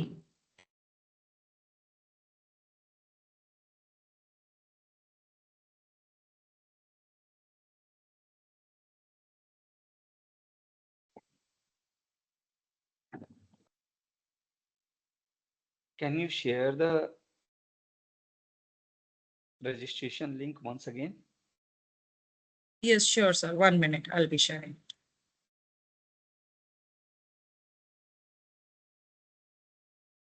So you're asking for the registration link, am I right? Yes. Okay, once I'm getting it.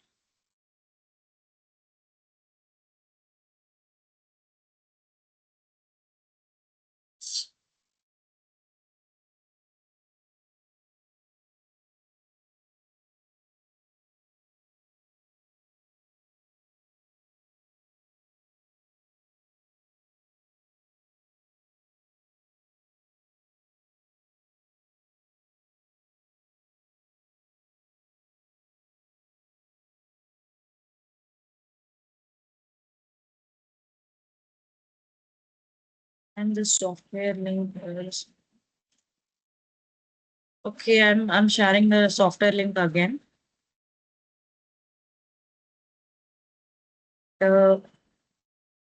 Someone was asked for the registration link. I'm just getting it for you.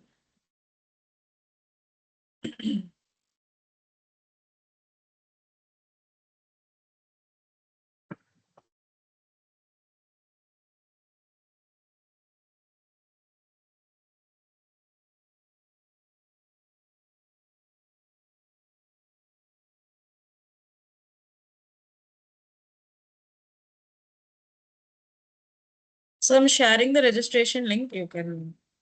So I think I didn't see the faculty name, so please utilize this one LMS registration link.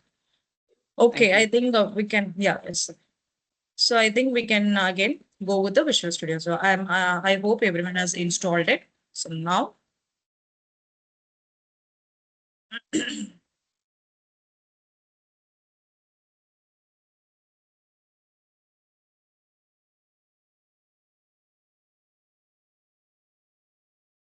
Let me share my screen.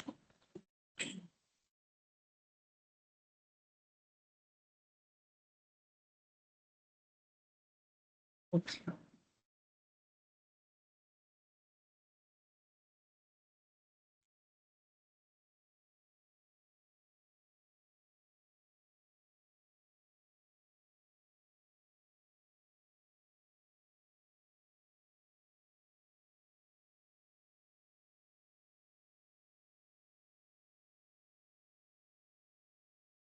Okay. Okay, before starting this, we can create one folder here.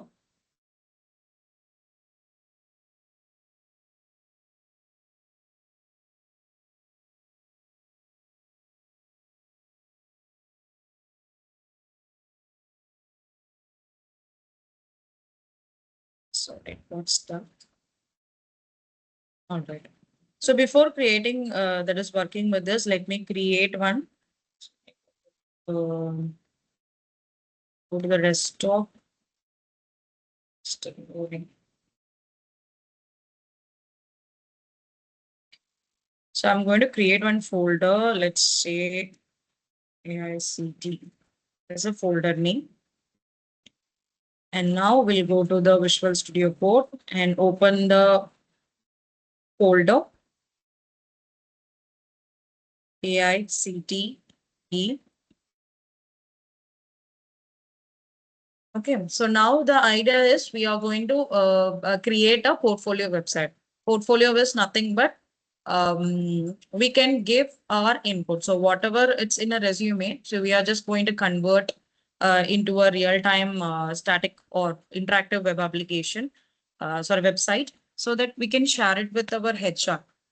So they can easily review. So what is the objective of you and what are the different projects the students have done. So everything we can, that HR can see it on a just using a single link. So that's how we are going to create it. So now I'll be, explaining how we can code with HTML and CSS. And then at the end of the session, so Rishikesh sir will help you with how you can upload it on the online deployment platform that is using a Git. Okay, Excuse so me. let's, Excuse me. yes. Shall we open one folder in our desktop? Hello. Yes, sir. I have opened a new folder in a desktop. No, no. As a participant, we are also going to open one folder in the desktop. It is required or not? So actually, sir, this is a new project which you are creating, right? So that's why I have created a new folder on a desktop. Okay. So if you want, you can use a different folders, like maybe in the downloads or documents, whatever. No, Or you no. can also Just create a new asking file. simply is going to open one folder in our desktop. Presently.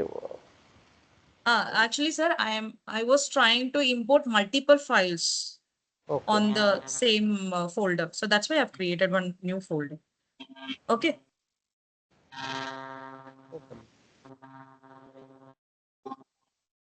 Yes, Krishnamurthy sir, any questions? So here I'm using a multiple files. That's why I'm creating a new folder. So we can have the same thing we can do it. Or else you can create a new file and later then you can save it. All right. Both we can do it. All right. So now I want a different files. So what are the different files? But first we'll talk about the .html files. Okay. So .html is an extension of if you want to write a code, coding of this hypertext markup language, then you will use this extension and you can give whatever the name you want. But when we write the main page, then you can give a name it like index.html. So this is the usual way we are using it. So you can give an index.html. And the next file which we can go with this like portfolio website or about. So about ourselves. So about.html. And then third one, portfolio.html. And the last one is I want to give a contact page. So contact.html. Okay. So these are the multiple page. Madam, can you initiate the process where you are opening this one? Yes, sure, sir. Here you have this burger symbol, right? Menu box here. Triple line at the top. What minutes, sir? Let me show. Can you start from beginning where you open it? Okay, no issues, sir. I'll tell you. Oh, just wait a minute because I have opened the annotated. It's taking time. Let me stop this. Okay. Here, let's say I'm just right click.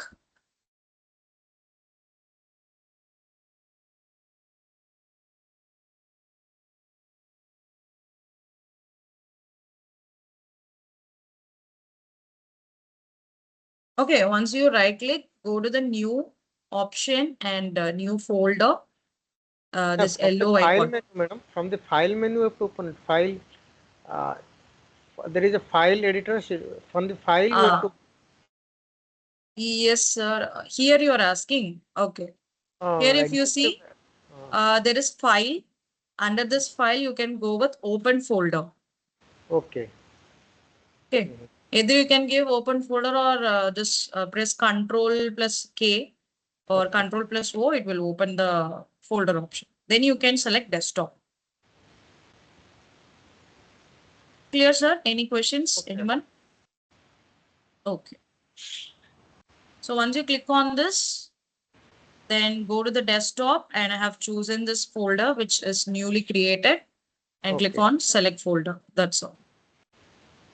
And after this, sometimes you may not see the files and the other things. Just click on this Explorer. And here you will be seeing the folder name and what are the different files like about.html and contact. So these are the files which I've created. Let me show you. So this is like a new file and this is to create a new folder. I'm just going to create a new file alone. Okay. So I've given a file names like about, contact, index, and portfolio page. This is an extension and this is a name. This is a customized name. About is a customized name. Whatever you want, you can give it. But according to the project, I have given about, contact, and index and portfolio. I need 4 pages. Clear? Any questions? And finally, I want one CSS file to, because the HTML is like a skeleton part, right? We are just giving a structure. So what are the different contents we are just going to give? So that will be there in the .html file and .css for appealing purpose. So how your page is going to present or represent with the different colors or maybe in the text. So that will be given here, style.css. Okay. So give me a minute. I'm sharing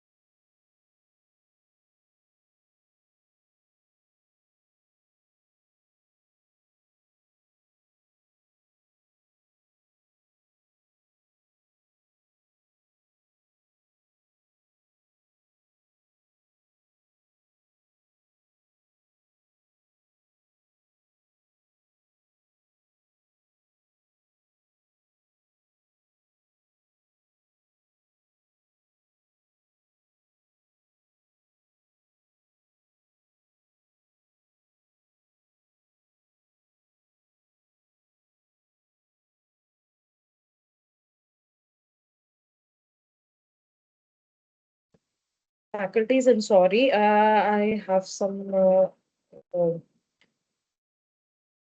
issue in my, connecting. So give me a minute. I'm just connecting back. So in the meanwhile, please fill the attendance form.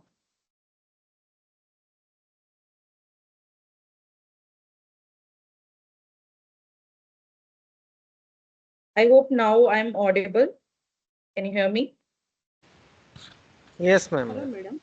Okay, okay. Actually, baseline assessment is not yet shared, right? Yes, ma'am. So I'll just clearly explain Because you. in So as the of now, no, in the as of feedback, now, no, in the feedback form it is asked, did you fill the baseline assessment?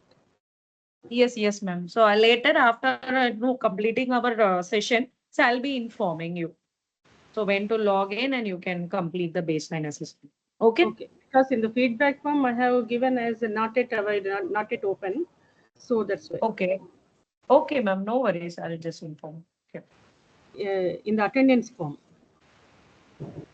Attendance form. Okay, I'll just reshare it again 1 second. No, attendance form I filled, madam. In that it is asked that whether did you fill the completed the baseline assessment. That is So okay. we have not yet received baseline. Madam, where is That the is okay. No, attendance? madam. In the attendance form, it is asking how Yes, I understood, have you ma'am. completed Actually, the I baseline understood. assessment. Yeah, so in the attendance form, it is asking for the baseline assessment, whether it's completed Yes, or not, right? yes, madam. Okay, Yes, no. madam. You can give it, no problem. Madam, where is the Where is the attendance? attendance link? Yeah. I'm asked, sir. I'm resharing it again in the Teams chat, sir. Okay.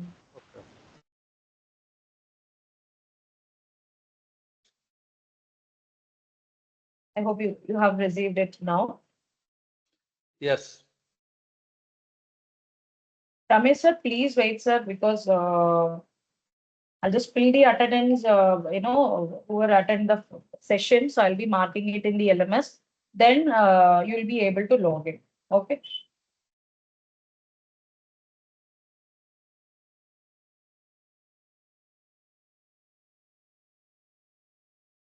Hello. Madam, is the Yes. attendance link is there in the chat box? I did not get it. Very good. Yes, sir, I have shared it. I will reshare it again. No issues.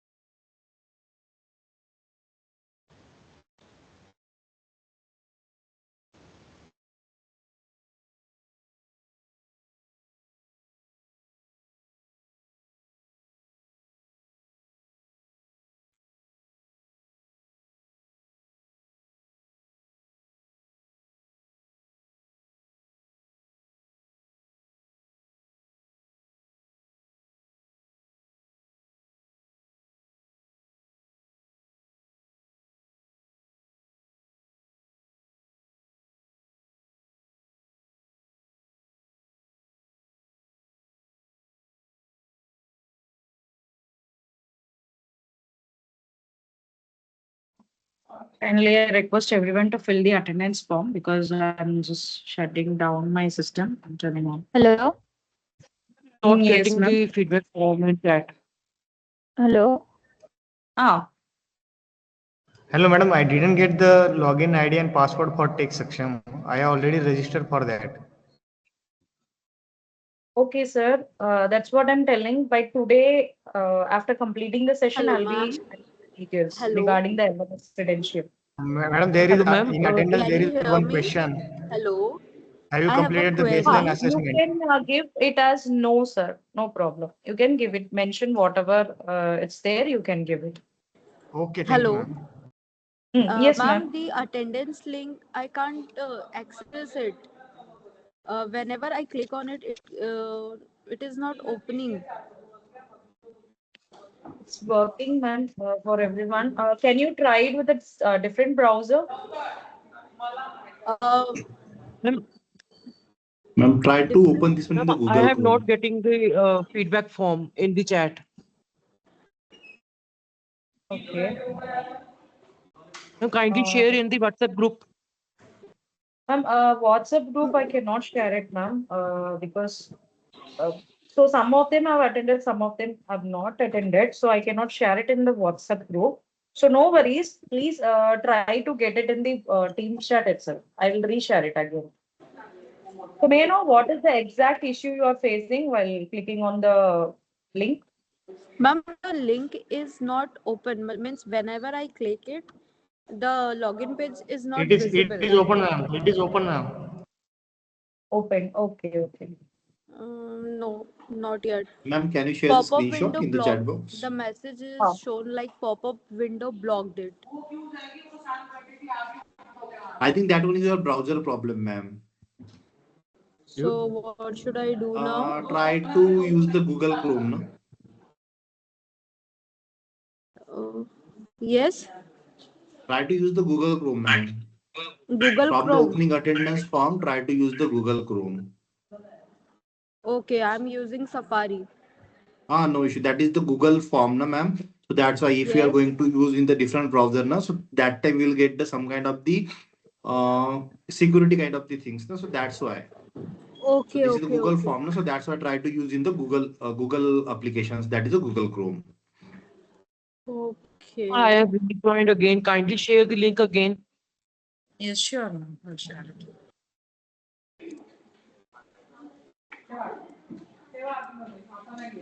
And feedback link. What about the feedback link? Feedback link will be given on the. It is not a link, ma'am. You can. Yes. Yes, ma'am. Feedback link. You will be getting it on the last day, Oh, not today. That too, you can see it on the LMS. So link will not be shared. Okay, how can we log in LMS? sir, we will told that you after the day one attendance. Okay, okay. Okay. That Yes. means you are not providing any kind of login name No, and no, no. password So right first now. one we will mark the attendance, then we will provide the credential after the day one attendance. Okay. After completing the session, maybe like 3 or 4 o'clock, I'll be sharing those information. So How to by complete today evening. baseline assessment? Hello, how to Sir, we complete will told you baseline that assessment? I am saying na, the after the day one attendance, we will told you that ki how to attempt the baseline assessment. But So main agenda is first one you need to do the registration and then you need to submit the attendance form. so in the feedback, in the attendance LMS. form, it is asking. Yeah, LMS registered is there. No. Sir, you You have can said give no. whatever the current situation you Yeah. can give it. So if Current you're you can now you logged can in, put the current you status, can sir. give no. No. No. Okay. Okay. Okay.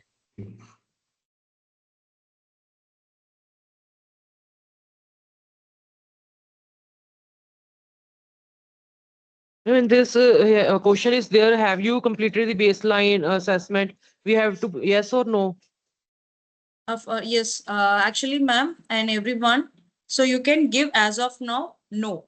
Okay, for tomorrow, if you have completed, then you can give tomorrow yes. All right. As Okay. of now, you can Okay, give ma'am. it no. Okay. Thank you, ma'am. Thank.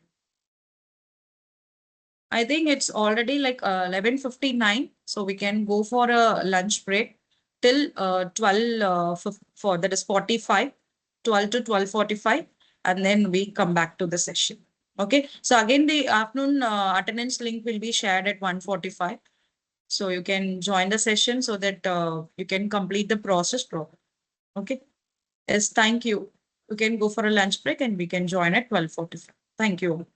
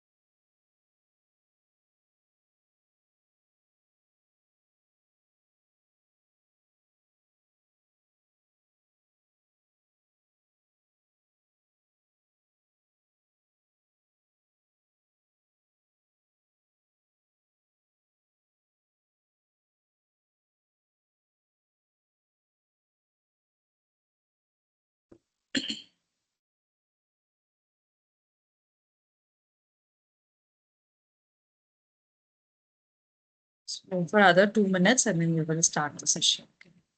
I hope most of them in the session when we could not find the baseline assessment.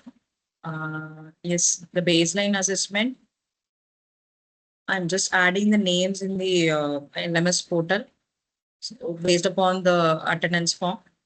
Okay, once it is done, then I will be telling you how to do the baseline assessment. Everything, all the steps and the link. I'll be providing the link with username and the password. So you don't want to wait. Okay. Anjana ma'am.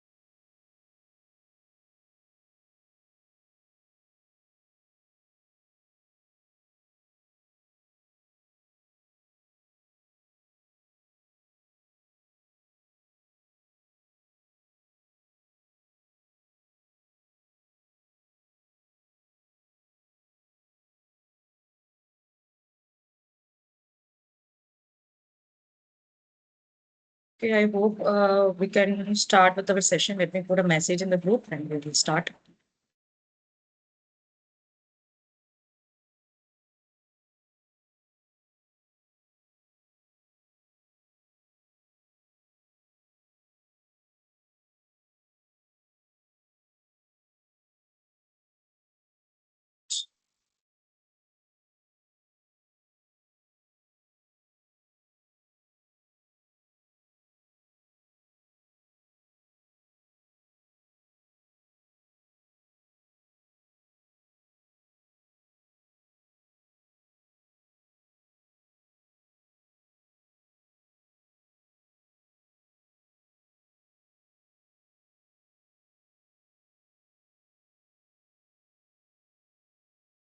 Oh, hello. Yes, ma'am. Ma'am, will be getting the attendance for the afternoon as well? Yes, ma'am. I'll be sharing the attendance form at 1:45.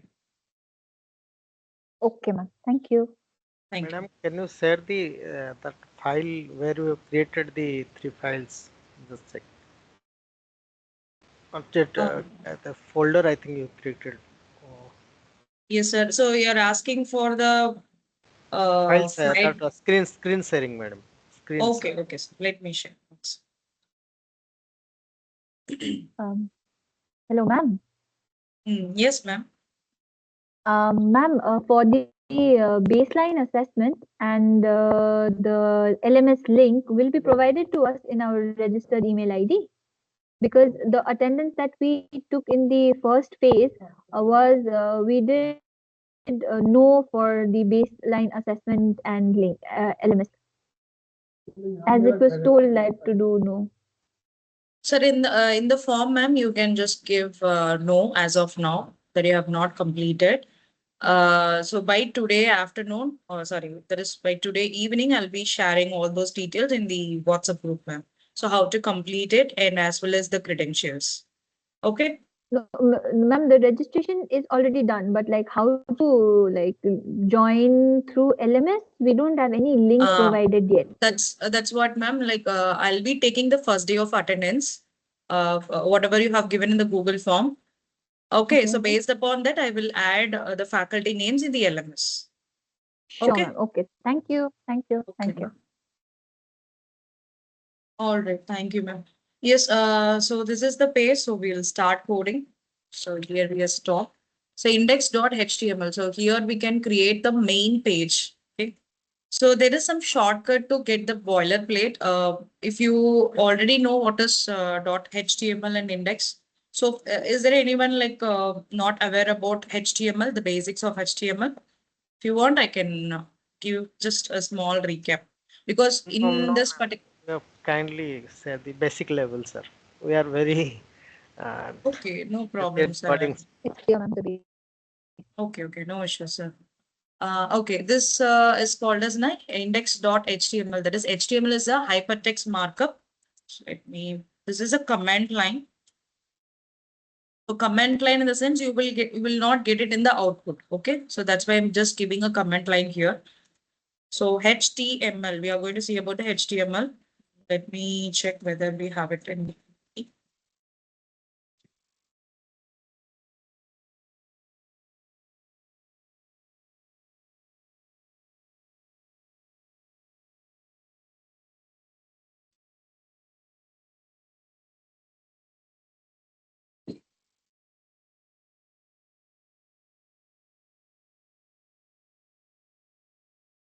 Issues. Okay, so HTML is nothing but hypertext transfer protocol. Okay, so hyper means nothing but it's a kind of sorry, hyper. I'm sorry, one second. Hypertext markup language. So this means hypertext is nothing but it is a kind of a link, a text like a link. So in real time, if you click on any particular text on the online, so you'll be able to access to the different page or a different website. So that we'll call it as a hypertext. Markup is nothing but it is a code, a special code, which you are writing here to do this, a scripting language. Okay. So that is sorry, the markup language. So this is called as a markup language. Markup language means it gives you a special code to write the hypertext. Okay, that is called as a hypertext markup language. Yes, ma'am. Any questions? Okay, the basics alone I'll tell you. So this is for HTML you'll be using a lesser than and greater than symbol, and inside this, let me say, there. If I give HTML inside this, so this is called as a tag. This entirely it is called as a tag. Okay, so inside we have some name, right? HTML. HTML is called as a tag when you give a lesser than and greater than symbol. When you enclosed with a greater than and lesser than symbol, then it is called as a tag. Then there is something called as a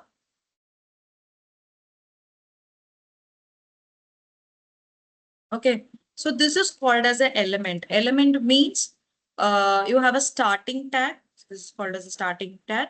And this is an ending tag. Ending tag means you will be giving a slash here. Okay, if you give a backslash, then it is considered as a ending tag. So this entire thing will name it as an element. So here you can give some content. Let's say I am giving some name like Priya. Priya HTML, Priya and slash HTML. Okay. So this is called as an element. So what you will see it in the browser is it will take what you have given in the that is as a tag. So that will consider and it shows you the output only the content. What is the content here? Priya will be shown in the output. Okay. So this is how we have multiple tags. Here in our index.html, we are entirely focusing upon something called as a semantic tags. What is called semantic tags? Semantic tags is it has some meaning. Okay, it has some meanings in the sense. Let's say I have something called as a header. So header is a tag. Okay, header is a tag. It has some meanings, right? Because who's going to access, the user is going to access this particular website. They can easily understand, okay, this is a header element. So here we can give whatever the that is the accessing link that we can give it in the header tag so that the user can click on the link which is mentioned in the header. Okay. Then there is something called as a footer. Footer is again a semantic tag. Footer means from the name itself you can identify. Let's say when whatever the website you go, you can see at the bottom. So there will be some copyrights with 2000, some years will be mentioned. So that is called as a footer. So why we are going for this? Mostly for disabled people, like they will have an access. They have some kind of reading and the other things. They will hear and they will understand the concept, then they will do it.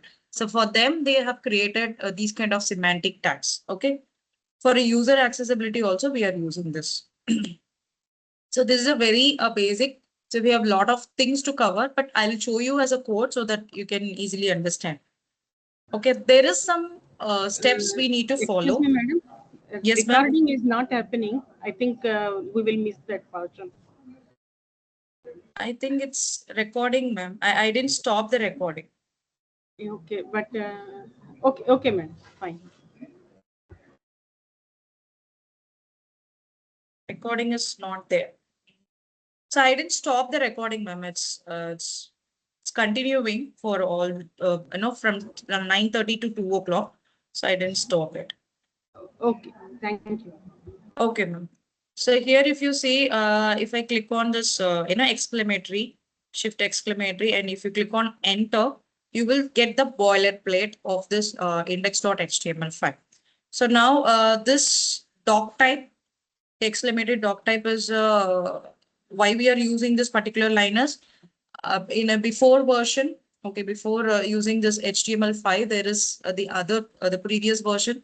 So we will not understand which version it is going to take because the browser is different and the OS is different. So it to take what type of a latest version which is available on that particular device. So that will be taken here. So using this doc type HTML.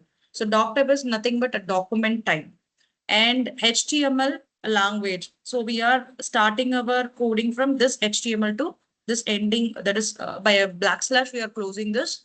That is we have an ending tag. Okay, lang means language, en means English. So you even some people will be writing in a different language for their website, so they can change it off. Then head. So like a human, we in a HTML also it has some head and the body. Okay, in a head element, we have some content. So only the title will be visible. The other thing, whatever we give here, so that is not going to view it on the other end. Okay, this is entirely for the let's say I'll show you like meta as a tag. Okay, here we have mentioned like name as a viewport. Viewport means, let's say I have imported some image of 100 pixel. Okay, so what happened is this 100 pixel may get changed or zoomed in or zoomed out on your browser. Okay, that may happen.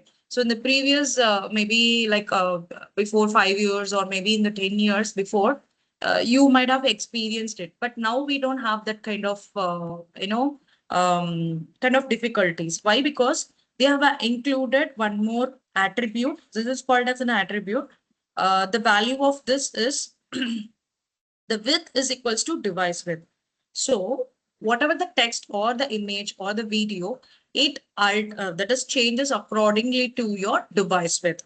Let's say here I have, right? If I go and right click on the inspect element, okay, here there is one option. Okay, so iPhone and Pixel, Samsung and Galaxy. So so all the devices can see the content and the image as per whatever we have written in the code. Okay, it will be, if let's say I've given in the 100% for my laptop, on my laptop, that is going to be the same on my tab as well as on my mobile.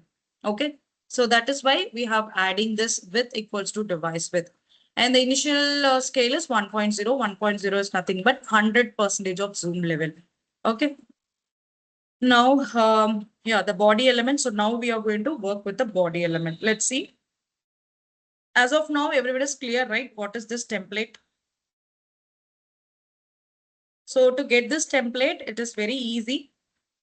Just go to the fresh page and press on shift exclamatory and hit on enter. So we'll get this boilerplate.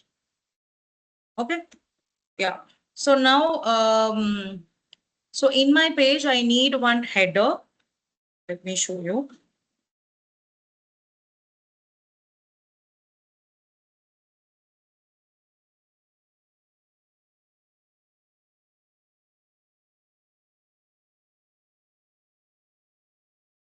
Okay. So what I need is, this is my page. Okay. So in this page, I have 4 tabs. What is that? One is home that we have given as index.html. And the second one is, about and contact portfolio. So these are the different tabs which I have. After this, there is something called as, so this come under header. So I'm going to create all this tab using a header element. Okay, inside the header element, I will be creating it. And then I have a section. So if I click on this home, so what content should be displayed? So I'll be writing that code in a index.html file. Okay. And if I click on the about, so that will be written in the about.html. So portfolio will be written in the portfolio.html. So this is how we are going to write. At the bottom, I have some footer with the copyrights. I'll be writing this, and those contents will be uncovered with the section tag. Section is again a semantic tag. It's not a physical tag. Okay, so this is our setup. So let's see how we can do this. I hope this is clear. If not, if you have any questions, you can ask. You can also put it in the chat box.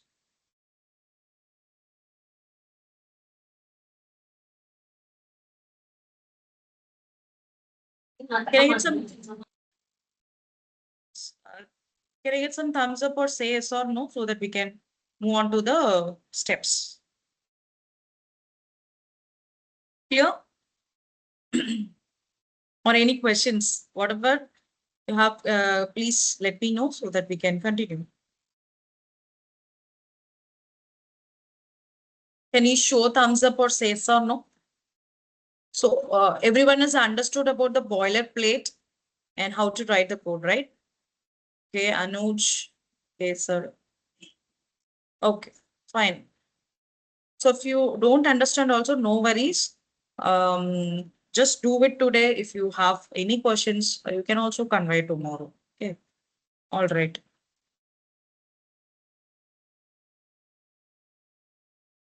So inside the body element. So what is body element is? So this is my body element. Whatever you see it here from this to this. So this is called as a body element. I'm going to write a content. Okay. So yeah. So first I will start with the header element. So there is some shortcut to write this. Okay. You can write header. And if you have any child element, I'm going to write one child element inside the header element. That is nothing but nav. So nav is a tag. It is used to give the navigation. So why we are going for this particular elements, because it has some specification and the functionality. That's why we are adding these kind of elements here. So this nav bar will hold all the links and the content inside this nav bar. Okay, so like home and the portfolio, and what are the navigation links that will come under this nav. And then unordered list. Tanuja ma'am, it's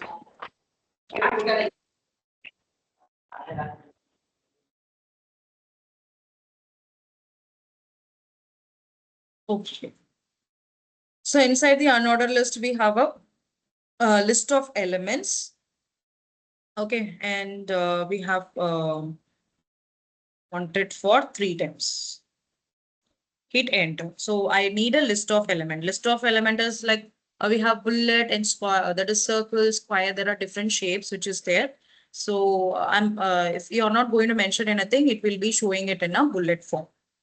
So let me click on hit, that is enter. Sorry. Line sticks 3. Okay, so this is how we will be getting it. Clear? So now we can write a content. So what are the links we need? So anchor is nothing but anchor tag, which will create a hyperlink text. Okay, that's where we are going with this. So now I'm giving my file name. I need an index.html to be displayed. So index.html. And what is the name you can give? I'm giving it as a home. And I'm just copying this.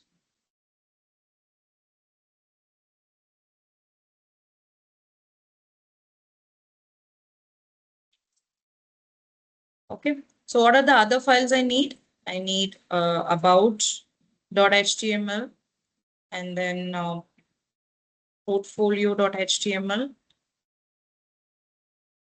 and contacts.html. Okay, so these are the different files I need. Clear? So next to this, okay, these are the different links which I need. So faculties, if you want to see it on the live, then you can go to the triple dot and extension, and you can type live, L-I-V-E, live. Okay, and choose live server and install this. I already installed it. You can see the install button. Just click on install so that it will get installed. So what is the use of this? You can see the website live. If you click on the go live, you can see the website. So I'll just change the name. About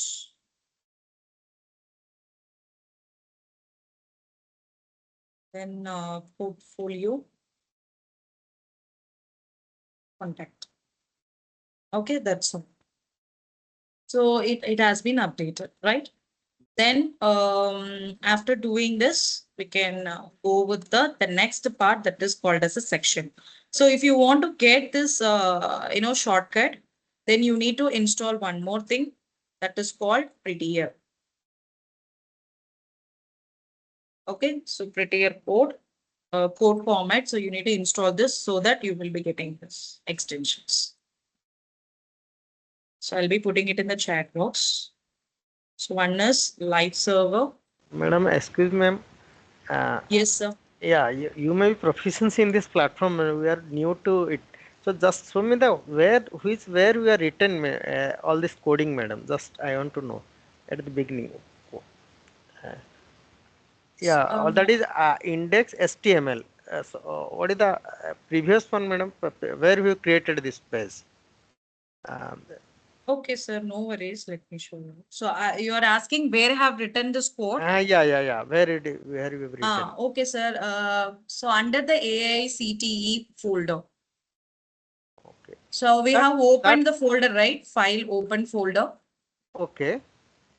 And this is an empty folder previously. Okay, just click on this and you have selected the folder. So later what you can do is it will show the folder name. Okay. Then go to the plus symbol, this one. Okay. Document plus symbol and click on this. And you can type some file name. Let's say I'm giving, okay, hello.html. That's all. Oh, you have we are giving extension as a HTML. That's why it is coming. That is the okay. If you give me the extension, then it will come. Yeah, okay. You will get the colors, different colors. Yeah. Got my point. Okay, thank you, ma'am. Okay, sir. So no worries. I'll be also sharing this code. You can also see it on the LMS by today. Huh? Okay. Okay. So next, if you go to the browser, you can see this home, about, and portfolio and contact.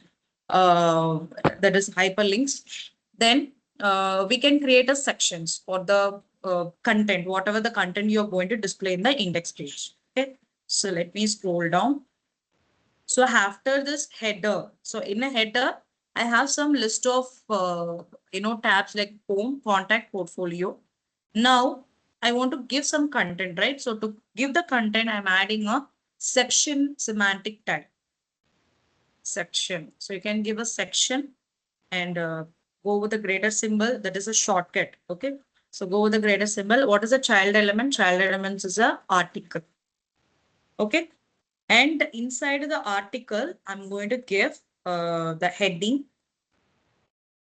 So heading like H2, that is the name of, I'm going to provide my name and let me give paragraph. So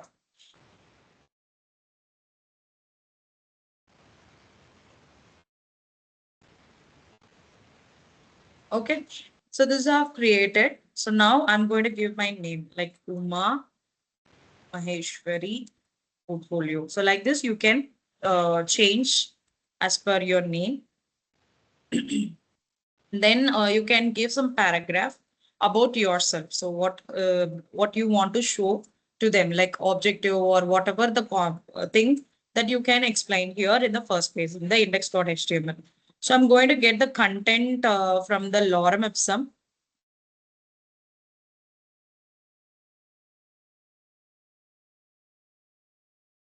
So lorem ipsum is nothing but it's a dummy website. You can get some content over there. So that's why I'm going to this website.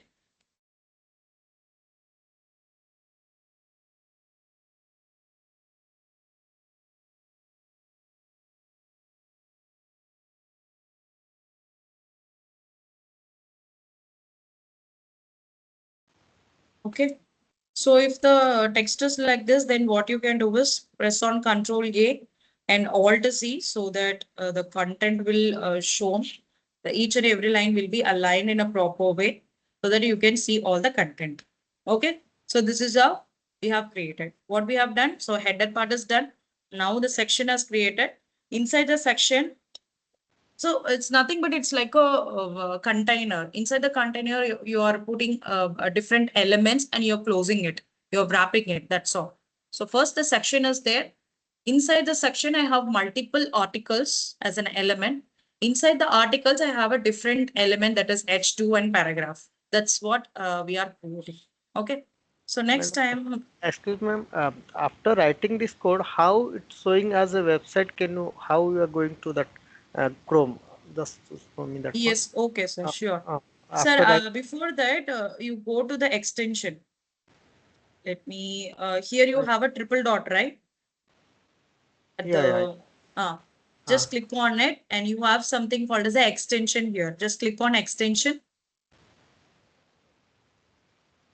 Okay.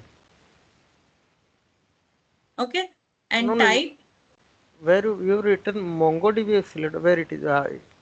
Okay. No, Yeah. here it is. Let me stop 1 second, sir. Okay. Index ST. No, not this one. 1 second.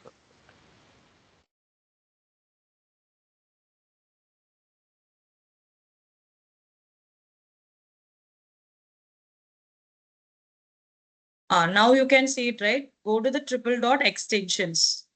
Can you see it, sir? Yes, ma'am. Just click on it. Okay. And once you click on this, you can type prettier code. Sorry, not a prettier code, live server, Live, live, SERVR, live server. Just click on it. You got this page? Okay. Okay, sir. So once you got this page, so here that is you can see uninstall, right? But on your screen, you will be seeing the install option. Okay. Just click on install. Is it done? It will Madam, take. till now I have not created because I have to write all the codes. Can you paste it, madam? Okay, if you, whatever things you written in this coding, if you paste in the chat box, then directly you can you copy and paste in your browser? It will possible. It is. Okay, sir. No issues. I think Yeah. yes, Rishikesh. Yes, Yeah. Uma. You can you put all those steps in the chat box? Yeah, no issue. Yeah. Okay, thank you. Yeah, one more thing. I am not getting that option that you had said. Which options are extension? Yeah, extensions. I think you may have installed something here. What are the options you can see on your screen? Wait a moment. Yeah, show, operand editor, close all, close, save, enable, preview editor, look, group, configure. Better, sir, can you share your screen if possible? That will be better thing. Huh? So everyone can understand what we need to do exactly. Wait in a moment. Because you want to simultaneously, we have to practice all these things in our desktop. Then only it is possible to learn. continuously. Yes, yes, Yeah, sir. Sure. yeah. We'll do that, no worries. Yeah. I hope as of now you're okay, right? But I will also, we are sharing the steps. No, coding is okay. Now you can get the coding, but the initial steps, procedure, all these things are very important. Coding, so many coding is available now. It's chat box, all Yeah, chat it's GPT, all there. this way. But It is No initially, there. worries, sir. So the session recording will be there. So you don't want to worry. Okay. okay. You Yeah, can watch it can also. you see this screen? Ah, yes, sir. I can see it. Yeah, here I have to click. Yeah. No, Extensions. extensions. You have to go to the extensions. There it is. The icons you have it on the, not there, sir. You can come on the left side. Just Here. click, press on, yeah.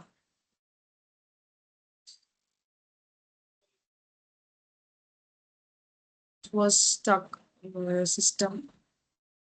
Not that side, sir. You can go to the left side of your. Same Yeah. screen we are getting, sir. Yeah. Is you have that option right at the bottom. This one. Extensions. Yeah, click on it, sir. Click on it. Extension. Yeah, that is right. And type live server. LIVE. Live. Live, live server. Yeah, Ah. this one. The first one, sir. Just click on it and install.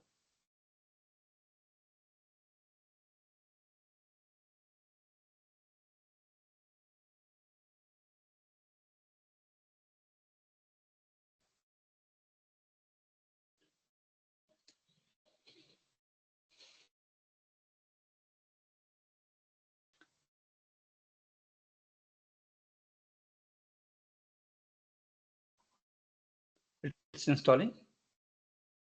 Yeah, it is installing. So we need to wait for a minute. Will not take much time, but it's depend upon the internet speed.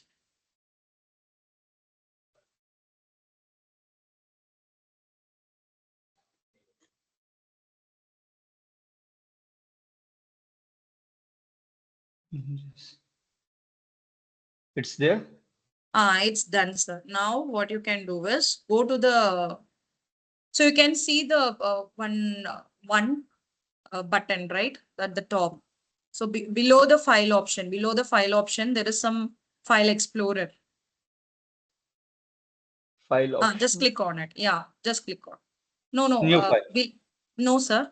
The file explorer icon, you can see it on the left side. That one. Just click on it. Not magnifier, the above one. Above one. Explore. Go to the Now select the particular index.html file. page. Yeah. So now you can look at the bottom, right bottom. You can see the go live, right bottom. Yeah, go live. Just click on it. It will take you to the browser. Server started. Just check whether the browser is open. Yeah. Okay.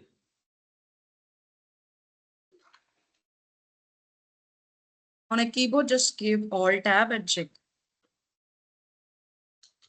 Let me give you the code also in the chat box. Try this. 1 minute.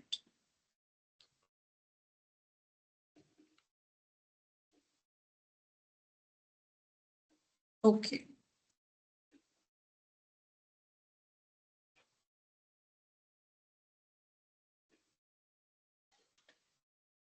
Yeah, it's working. Thank you. It's working. Okay, sir. Thank you. I hope the others also clear about it. If you have any doubts, you can also let us know so we can resolve it. Thank you. Yeah, it's working. Okay.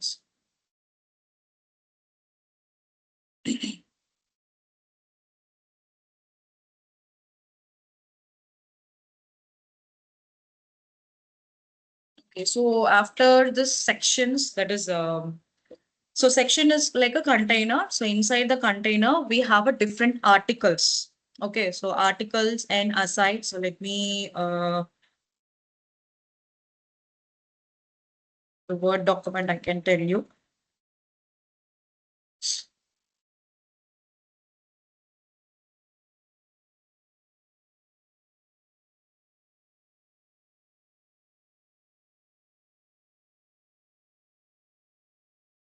Okay, let's say there is some container box. Okay, this is my container box, which is we'll call it as a section.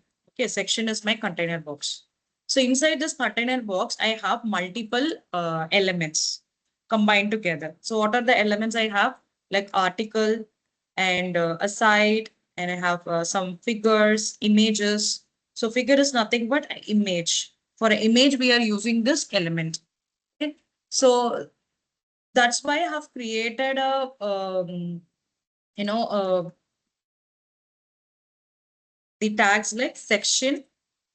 So section is my parent element. Okay, this is my parent element. I'm enclosing with this. Inside this, I'm creating a different sub element, that is a child element.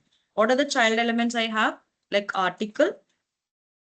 I'm enclosing with this article, and then aside is my child element of a section. Sorry, aside. And then we have figure.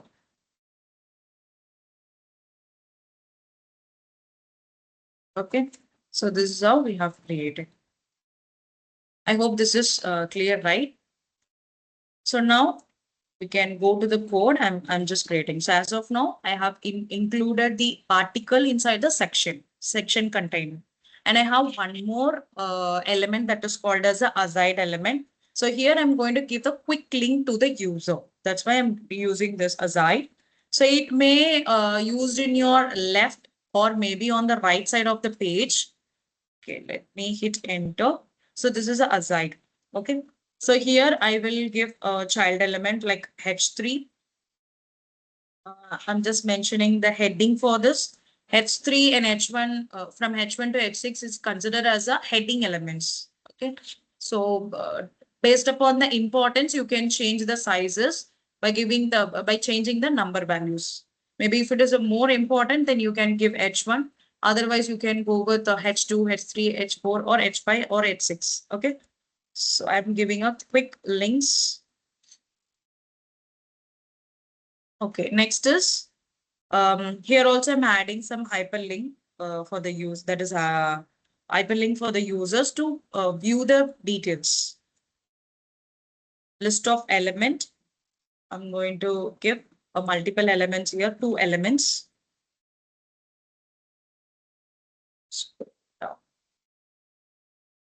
Okay, in the list of element, I want my interview to see my projects and about me, especially for the quick links. So let's say the interview is not okay with seeing all the content which is in the website, but what is the main content you want to show them?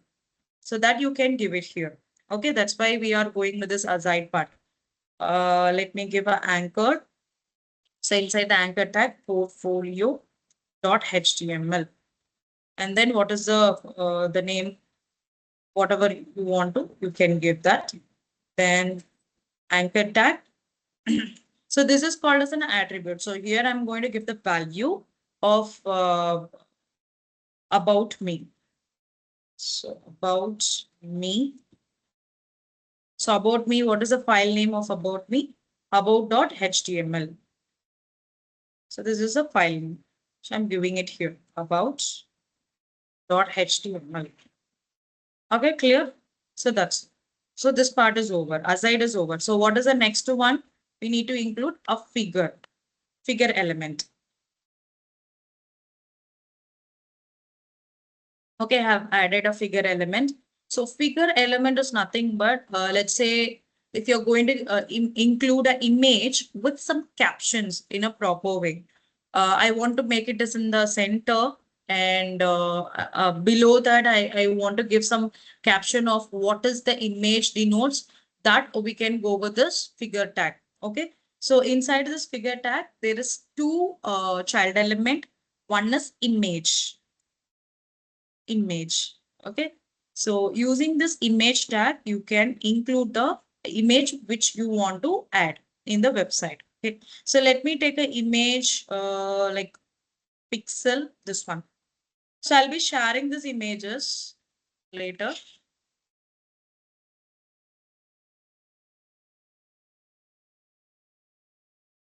As of now, you can add anything and check out the extension. Extension is .jpg. If you are giving a different extension for the image, because for an image, there are different extension, PNG, JPG, JPEG, and there are multiple extensions are there. Just check what is the correct extension, then you can give it. Otherwise, your image will not be displayed. Okay. And for alt, if your image is not going to display, then what we can show to the user. So it is something related to my study. Okay.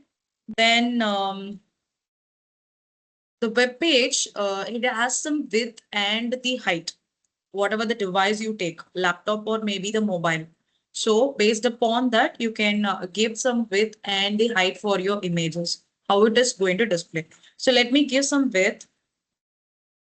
For this one, let me give 400 pixels and the height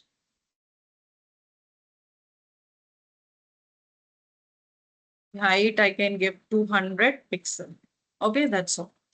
So this part is done. So now what caption I'm going to give? So this alt is different. If the image is not displayed, then the alt will be displayed to the user. But while displaying my image, what is the figure caption? What is the image is all about that you want to show them, right? So for that, let me add fig caption as a tag. Okay.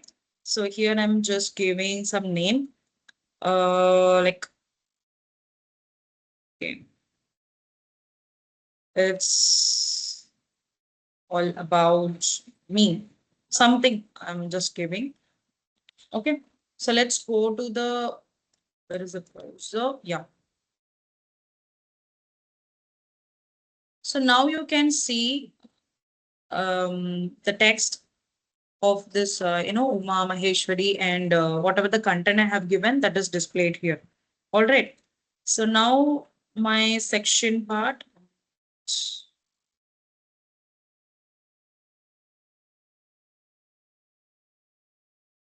Yeah, here you can see the quick links.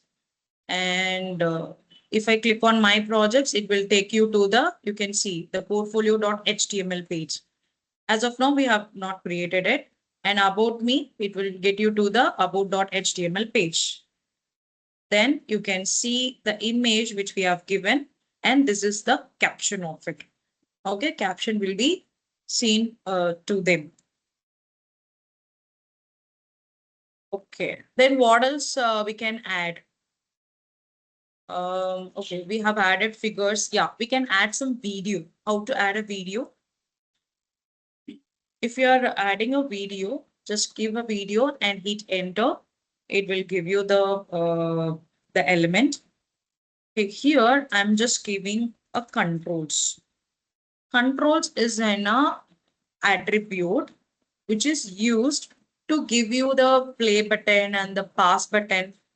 Obviously, everyone would watch videos, maybe in the YouTube or whatever, the website. So if you click on the play button, it will play the video. If you want to pause it, it will get stopped, right? So likewise, all the controls will be given using this attribute. You need to include this whenever you're adding a video.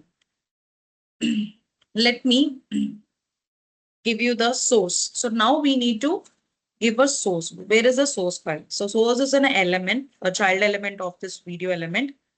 Okay.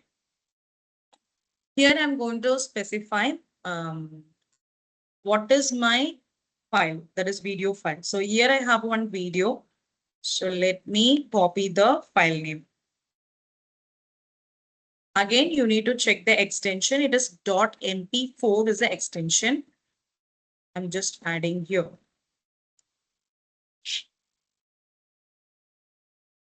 Okay, so as this is my extensions and I'm adding it here. Then what is the type of it?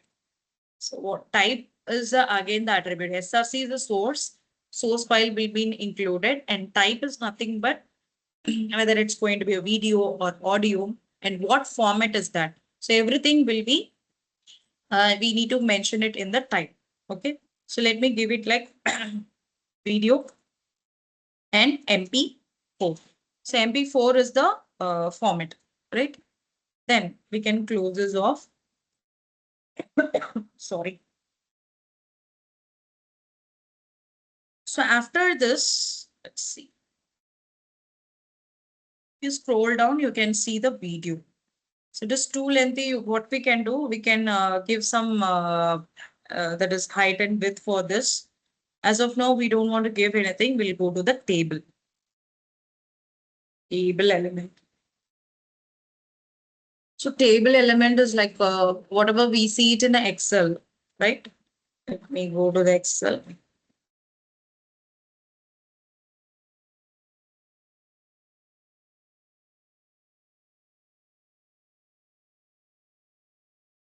Okay. So like this only we are going to do. So this is called as a cell, right? Excel. In Excel, we usually tell this one as an Excel, but here we'll say it as a table data. This is called as a table data. Here there is nothing called as a row and column. We consider everything as a table row. Okay. Let's say this is a table row and table row. Table row means, let me do this.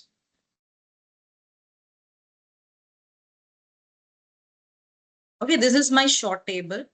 So this is one row, table row. TR is nothing but table row.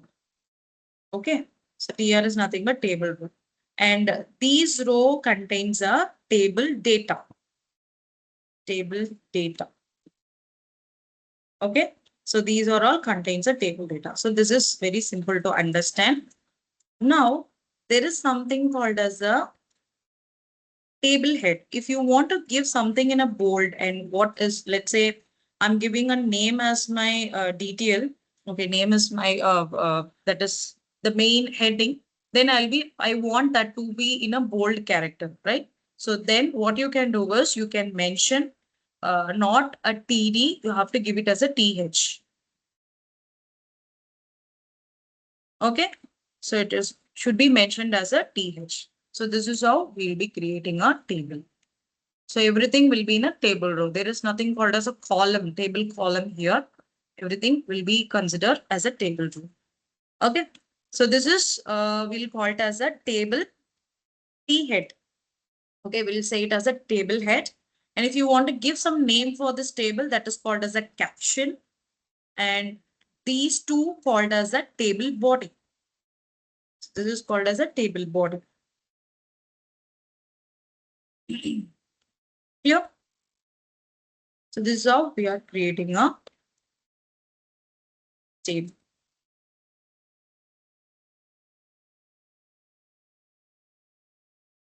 I hope this is clear. So now we'll get into a Visual Studio Code. Okay, so now I'm going to inside the table. So this is my parent element. Inside the parent element, I will mention the caption. What is the caption? You can give whatever the name, but here, this is a portfolio page. I'm going to give my academic qualification. So hit on enter and type academic qualification.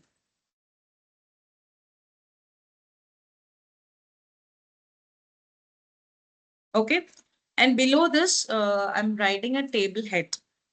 So inside the table head, we have a table heading. Okay, so table head is my parent element.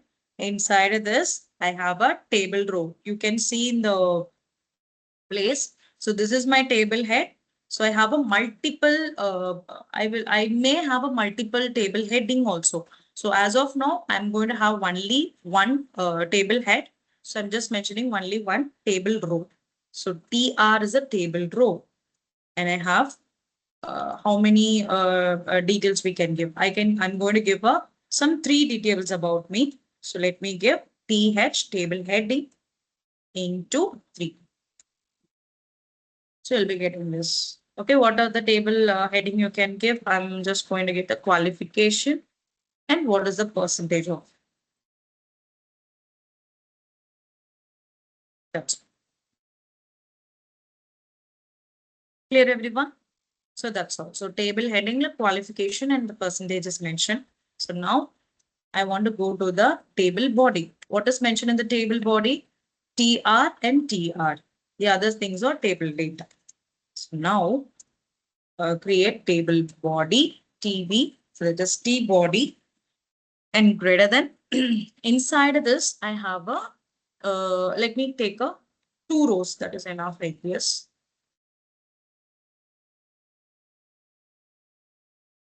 Okay, 2 rows is enough. Okay, inside the 2 rows, I have some table data. What are the table datas? Only 2 table datas I need. One is qualification and the percentage. Let me show you how I am creating. This is qualification. This is percentage. Okay. So this is going to be in a bold character. And here I'm mentioning a table data.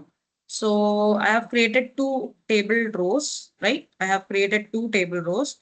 Inside this, I need, for one particular row, I need a 2 table, that is 2 data.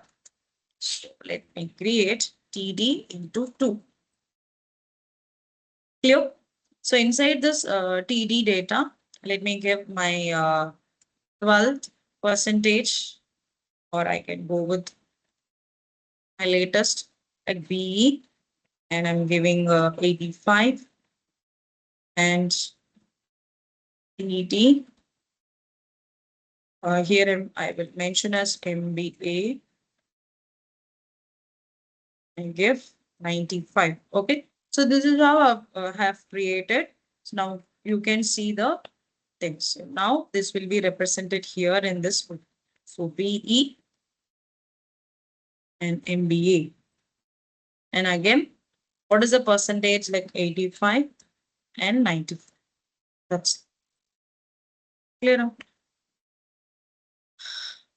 So now we can see it in the browser.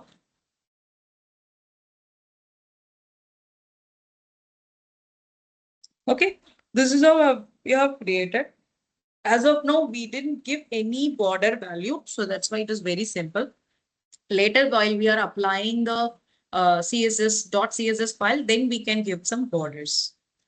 Okay. Can I get some response? Is it clear for everyone? Any queries? So again, for baseline assessment, don't worry. We'll discuss after the session. Is it clear? Any questions or any queries? 1 minute.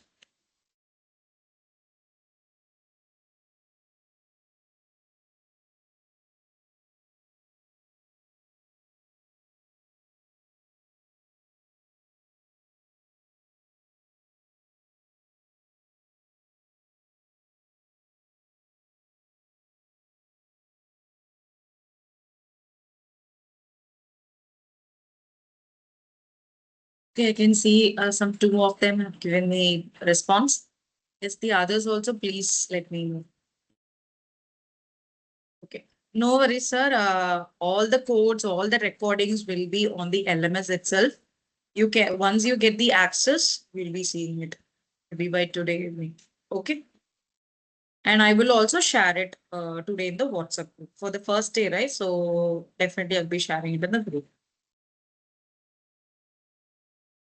All right. So now, so this is done. So our first index.html is done. So now we can move on to the about.html page.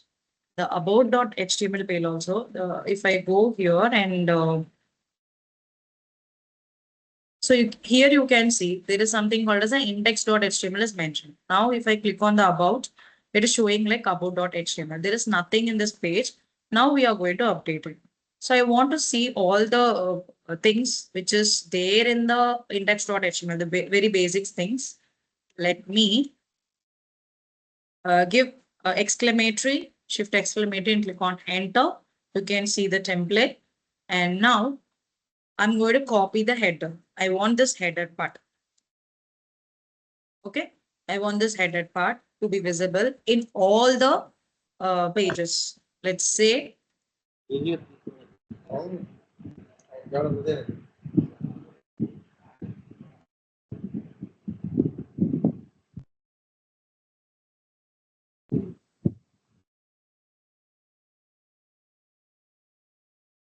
okay. So after this header part, I'm creating a section. So in this section, I have a different content in a about me page, right? So let me write a section and then article.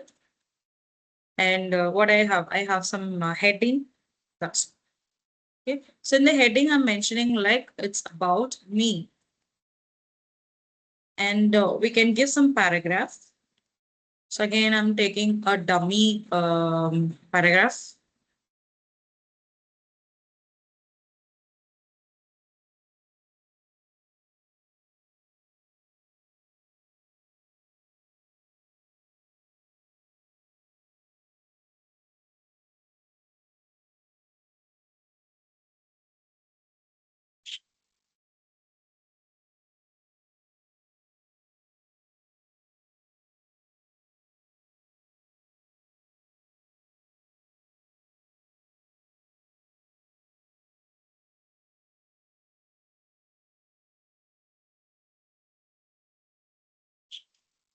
Okay, that's all. So next is there is one tag that is called as a block quote. So block quote is let's say in some website they will be giving some kind of a different format for the text to make the audience understand that they have taken this particular content or the information from a different website. So that's why we are going with a block quote. So let me give a block quote here. So block quote, what are the content that you can specify in this block quote and where you got this from.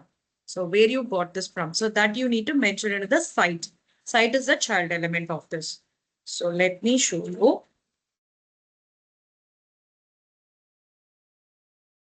Okay, so here I'm going to copy paste some content. Let me take this. Okay, I've copied this. I copied from, let's say I'm copied from Lorem Ipsum website. So mentioning it here. I'm going to give it as a link. Okay, I got it from lipsum.com. So this is how you can mention it. There's no other important about this one. Then finally, we need to this also an element of section. So I'm closing the section at the end. Then finally, I want to create a footer. So in the footer, you can mention the copyright. Let me create a paragraph. Inside this paragraph, I'm just denoting that is C symbol, okay, copy symbol. So to get the copy symbol, give ampersand copy semicolon. And what is the year? It's about 2025. And I'm just mentioning my name and all rights reserved. That's okay. This is how we have created. Now we'll go to the page about.html. Just click on it. You can see like about me and you just scroll down. You can see the thing like where you got it from. So I didn't give anything like italic mode, but it is automatically showing it in a italic mode. Okay. Then this is the footer part. So in a style.css, we'll be, giving some presentation kind of things. Now let's move on to the portfolio.html. I hope this is clear, right? How to create with this index.html and the about.html. I hope this is clear. So I'll give you 1 minute. Just think and let me know. In the meanwhile, I will share the Google attendance form.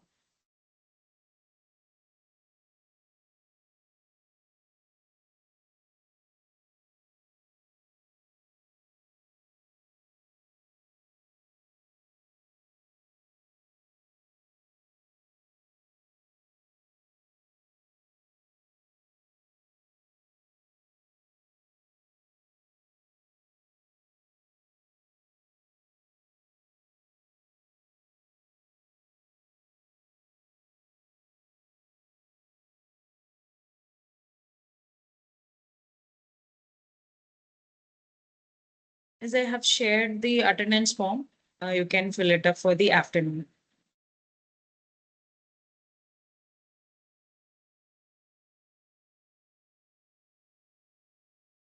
Okay, let me share my screen and I will continue. I hope